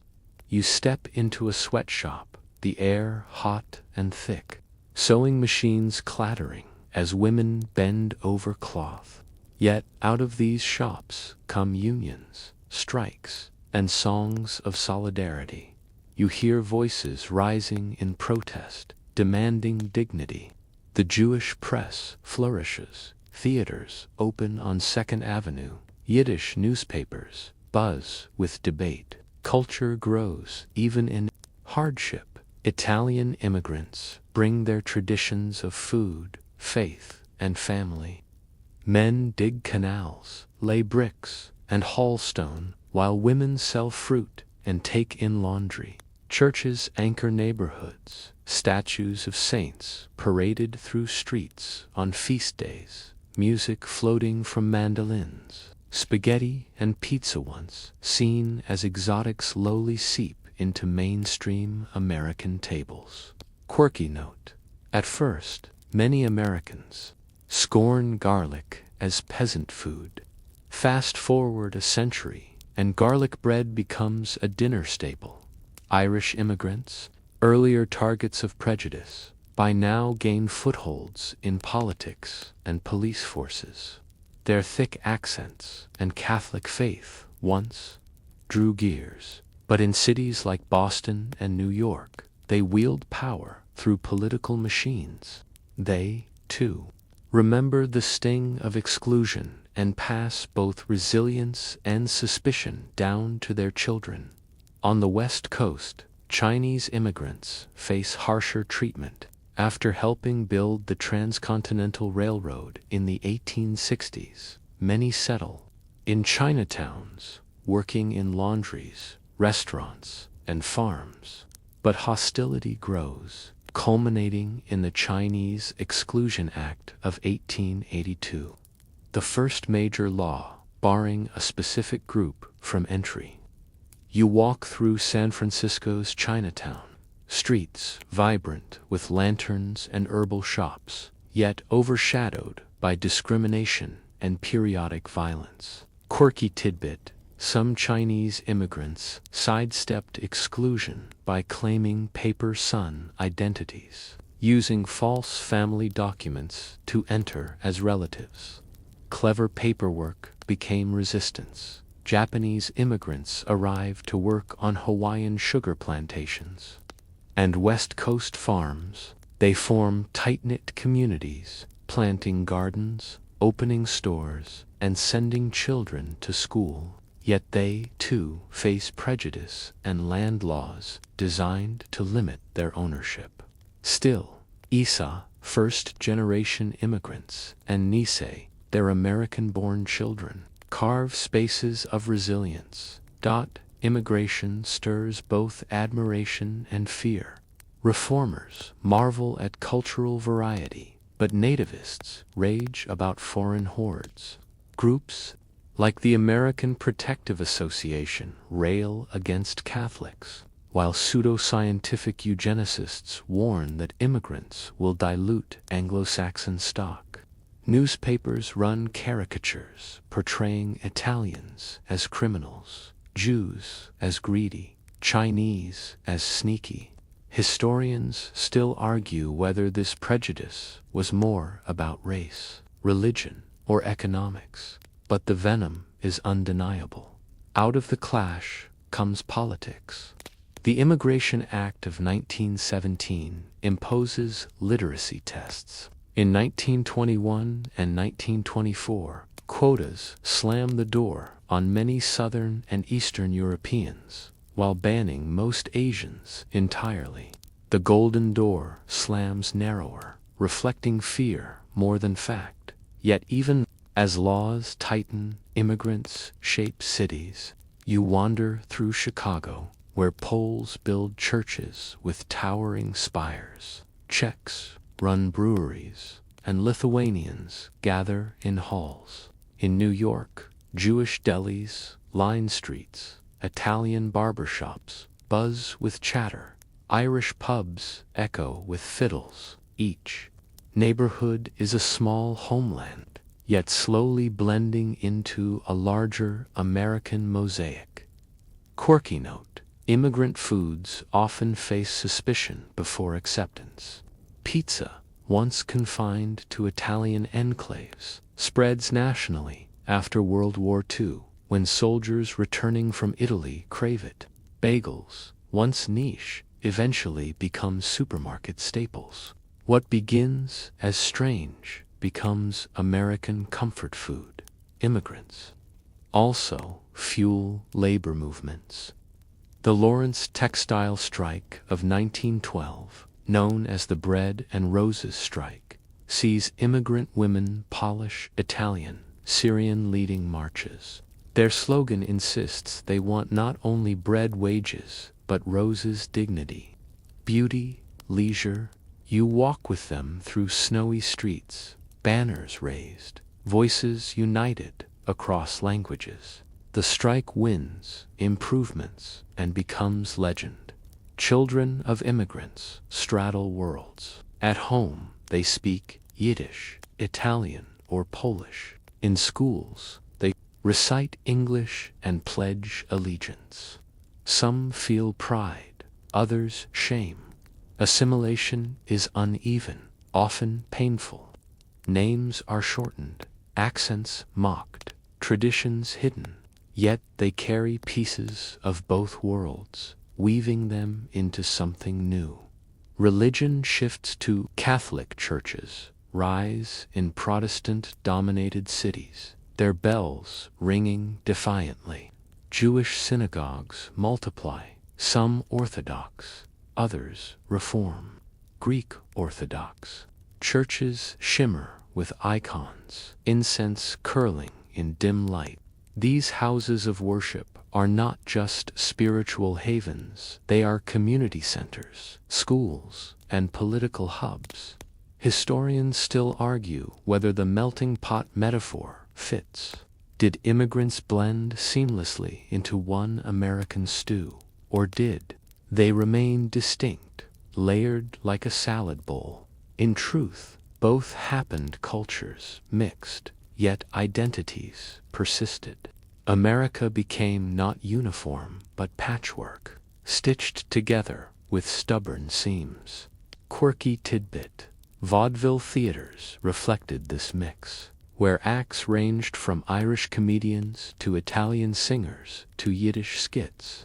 Audiences laughed, cried, and sometimes jeered, but the stage became a mirror of immigrant America, messy, noisy, alive. By the 1910s, immigrants are no longer just newcomers. They are voters, workers, soldiers. When World War I erupts, many enlist, fighting for a nation that doesn't always embrace them. Their loyalty is undeniable, their sacrifices etched into memorials, even as prejudice lingers. And as you lean back, listening to the hum of many tongues blending in city streets, the Italian lullabies, Yiddish prayers, Polish folk songs, Chinese market cries, you realize these tides do more than fill America's shores. They reshape its heart, its language, its flavor. Immigration tides do not simply crash and recede. They flow into the bloodstream, forever changing what America is. The echo of immigrant voices still hums in your ears as you step into the early 20th century, where the United States begins to feel more modern, more restless, and more playful. Factories hum, skyscrapers rise, and immigrant neighborhoods pulse with energy. Yet what really tells you that times are shifting are the rhythms of daily life music, games, fashion, gender roles, and leisure, all transforming faster than ever. This is the era of social shifts, when America tries on new identities like clothes in a shop window. You first hear it in the music. Ragtime bursts out of saloons and parlors, its syncopated rhythm impossible to ignore. Scott Joplin's piano compositions roll like cheerful thunder, each note nudging feet to tap and bodies to sway. You slip into a bar in St. Louis and hear a pianist banging out Maple Leaf Rag, the crowd clapping and stomping along. Respectable critics sniff at the music as uncivilized, yet young people flock to it. Quirky tidbit. Some towns banned ragtime, fearing it would corrupt morals and make dancing too wild. Naturally, that only made it more popular. From ragtime, jazz begins to grow. In New Orleans, a mix of African, Caribbean, and European influences create a sound both brassy and soulful. Cornets, clarinets, and drums weave together, and suddenly music is not just background, it is liberation.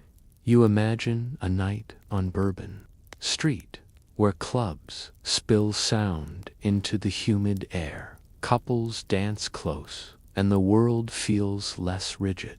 Historians still argue whether jazz emerged more from brass bands or from blues, but either way, it's new, rebellious, and unmistakably American. Sports become another stage for change. Baseball cements itself as the national pastime.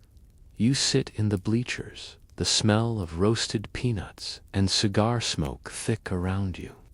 As a pitcher winds up and the crowd erupts at the crack of a bat, heroes like Ty Cobb and Honus Wagner fill headlines, their feats debated in barbershops and factories alike. Quirky note. Cobb was so aggressive on the field, he sharpened his spikes to intimidate opponents, sliding into bases. Brutal, yes, effective. Absolutely. College football also grows, though it's rougher than today's game. Helmets are flimsy leather caps, rules are chaotic, and injuries pile high. In fact, by the early 1900s, so many players are dying that President Theodore Roosevelt demands reforms, threatening to ban the sport unless safety improves. Out of that intervention comes the NCAA, proving even games can carry political weight. Boxing, too, captures the imagination. Jack Johnson, the first black heavyweight champion, dominates the ring in the 1910s. His skill undeniable, his presence magnetic. Yet, his victories spark riots fueled by racism, as many white Americans can't bear seeing him win. You watch him dodge punches, his grin wide, as the crowd roars both in admiration and in fury. His life embodies both triumph and backlash, showing how social shifts never come easily. Meanwhile, women's roles transform. You see young women, often called new women, stepping into public life with greater confidence. They attend college in growing numbers, work in offices as typists and clerks, and challenge gender norms. Skirts inch upward, corsets loosen, and bicycles become symbols of freedom. Susan B. Anthony herself once said bicycling has done more to emancipate women than anything else in the world. You picture women riding through city parks, wind in their hair, neighbors gasping at the sight.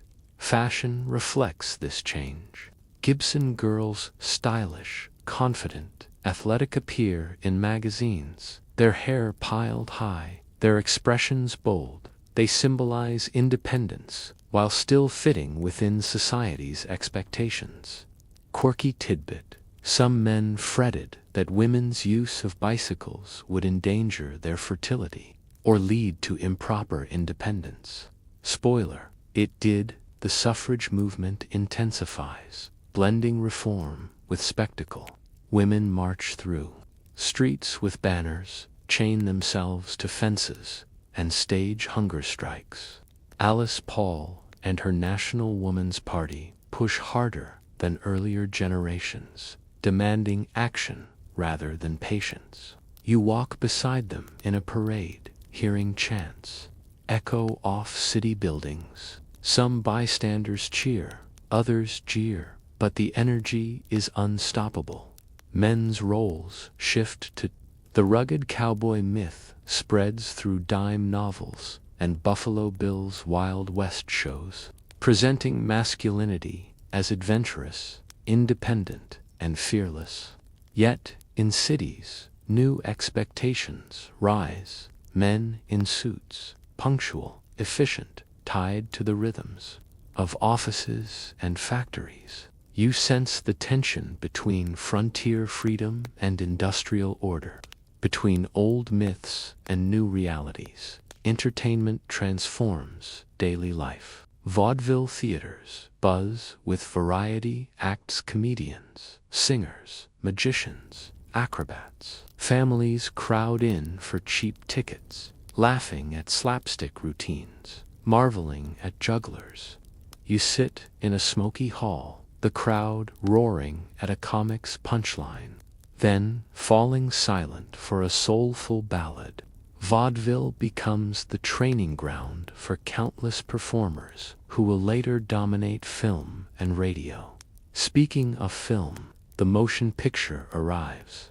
At Nickelodeon's tiny theaters, charging 5 cents you watch flickering reels of silent shorts.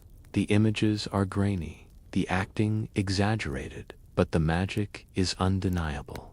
Crowds gasp as a train appears to rush toward the screen, or laugh at Charlie Chaplin's clumsy antics.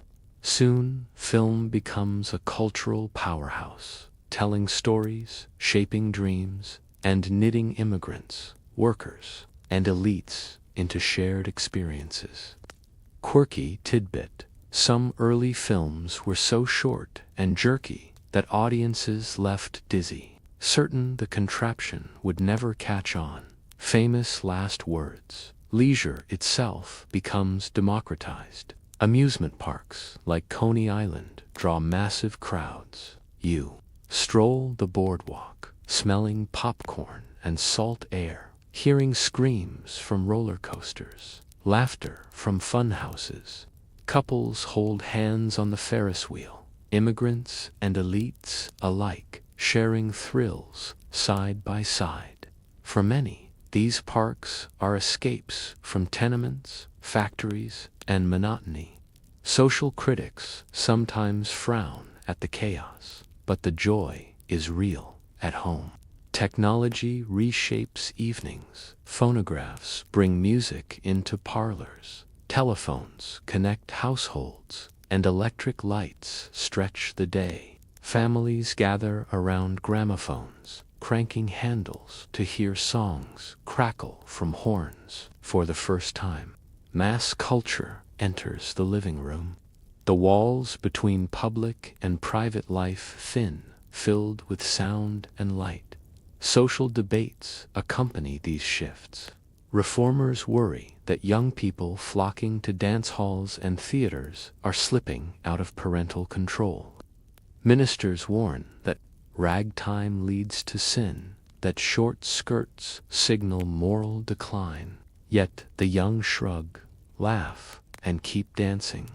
Historians still argue whether these changes liberated society or simply replaced old norms with new ones. But you can feel the energy, restless, vibrant, eager for tomorrow.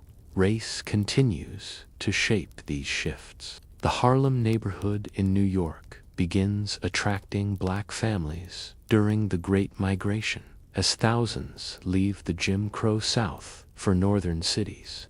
Harlem's cultural bloom will soon ignite, but even now you hear the hum of jazz, the poetry of early writers, the determination of communities building new lives despite discrimination. Quirky detail. Baseball remains segregated, but black athletes shine in the Negro Leagues. Crowds pack stadiums to cheer players like Rube Foster, whose fastball dazzles, or cool Papa Bell, said to be so fast he could turn off the light and be in bed before the room went dark. Legends grow, fueling pride and frustration in equal measure. Even politics absorb these shifts. Progressive reforms reshape cities. Suffragists push into legislatures, and labor activists demand rights. At the same time, conservative voices resist, clinging to old hierarchies. You sense the push and pull modernity knocking, tradition digging in its heels. Historians still argue whether these years were a golden dawn of modern American culture or just a chaotic adolescence. But you, walking through its streets, know it feels both. The laughter in vaudeville halls, the music spilling from saloons, the marches of suffragists, the cheers in ballparks, together they form a symphony of change. And as you lie back, you hear that symphony ragtime pianos, baseball bats cracking, factory whistles, women's chants. Social shifts are not quiet. They are noisy, playful, daring. They whisper that the old century is gone and the new one is already here, dancing its way into history. The jazz drifting from saloons, the clatter of factory machines, and the chants of suffragists fade into a new sound. Marching feet, bugle calls, and the steady rumble of artillery. By the second decade of the 20th century, the United States stands on the edge of a world that is burning. Across the Atlantic, Europe erupts into the Great War, what you now call World War I. And though America at first sits on the sidelines, the pull of the conflict grows stronger until it drags the nation into the trenches. This is America's trial by fire on the world stage. Europe fractures into allies and central powers, and the war machine grinds forward. President Woodrow Wilson insists on neutrality, declaring the nation too proud to fight. You picture Americans reading newspapers by lamplight, shaking their heads at headlines from Belgium and France, convinced the Atlantic Ocean is a moat wide enough to keep the flames away. But neutrality proves fragile. American ships carry goods to Europe, and German submarines, the dreaded U-Bootsbrau, the seas. In 1915, the passenger liner Lusitania is torpedoed off Ireland, nearly 1,200 dead, including 128 Americans. Shock ripples across the country. Wilson demands restraint. Germany promises limits, but unease grows. Quirky tidbit: some New Yorkers had actually seen a newspaper warning from the German embassy not to sail on the Lusitania, printed right next to its advertisements. Many dismissed it. American factories boom, supplying the Allies bullets, boots, bread, all shipped overseas. Immigrants and African Americans fill jobs, fueling the Great Migration as black families leave the South for northern cities. You walk through Chicago, hearing gospel songs in crowded apartments, sensing both excitement and tension as new arrivals reshape neighborhoods. In 1917, the final straws snap.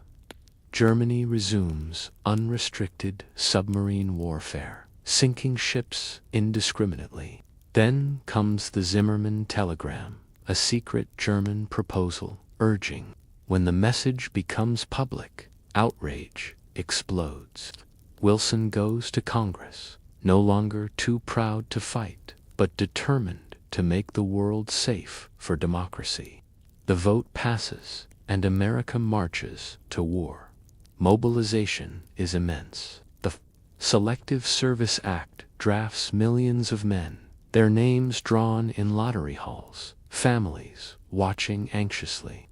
Training camps spring up, where farm boys learn to march in unison. City clerks struggle with rifles, and drill sergeants shout until voices crack. Songs like Over There ring out. George M. Cohan's chorus, urging boys to hurry across the sea. Parades send them off, flags waving, bands blaring, mothers hiding tears with handkerchiefs. The American Expeditionary Force, led by General John J. Pershing, sails for France. Doughboys, as they're called, stumble into trenches already carved deep into the earth. Rats scurry across duckboards. Artillery shells thunder endlessly. Machine guns chatter like mechanical demons. The war is industrial slaughter, nothing romantic, nothing quick. At first, the French and British doubt the green Americans, but soon U.S. troops prove vital. In 1918, at Cantigny, Chateau Thierry, and Below Wood, they fight fiercely. Marines at Below would earn a reputation for stubborn courage, driving Germans back through forests splintered by shells. Quirky note: it's here that Marines earn the nickname Devil Dogs, supposedly from the Germans themselves, though historians debate whether the phrase was ever actually used. Either way, the legend sticks. On the home front, war transforms daily life. Liberty Bond drives raise billions. Posters urging citizens to buy a share in victory. Artists sketch Uncle Sam pointing sternly, "I want you for U.S. Army." Women roll bandages, knit socks, and work in factories once reserved for men. Children collect scrap metal, their wagons rattling with pots and pans turned into munitions. Even food is patriotic. Meatless Mondays and wheatless Wednesdays remind families that sacrifice is shared. Yet not all is noble, anti-German. Hysteria spreads, with sauerkraut renamed Liberty Cabbage and schools banning German lessons. Some communities even burn German books. Dissenters, from pacifists to socialists, face persecution. The Espionage and Sedition Acts jail those who criticize the war, including Eugene V. Debs, who receives a 10-year sentence for an anti-war speech. Historians still argue whether this was necessary security or a betrayal of free speech. African Americans. 2. Confront contradictions. Over 350,000 serve in the military, many in segregated units. The Harlem Hellfighters, an all-black regiment, fight valiantly under French command, earning more honors than many white units. Yet, at home, racism persists, race riots erupt, and returning soldiers often face hostility instead of gratitude.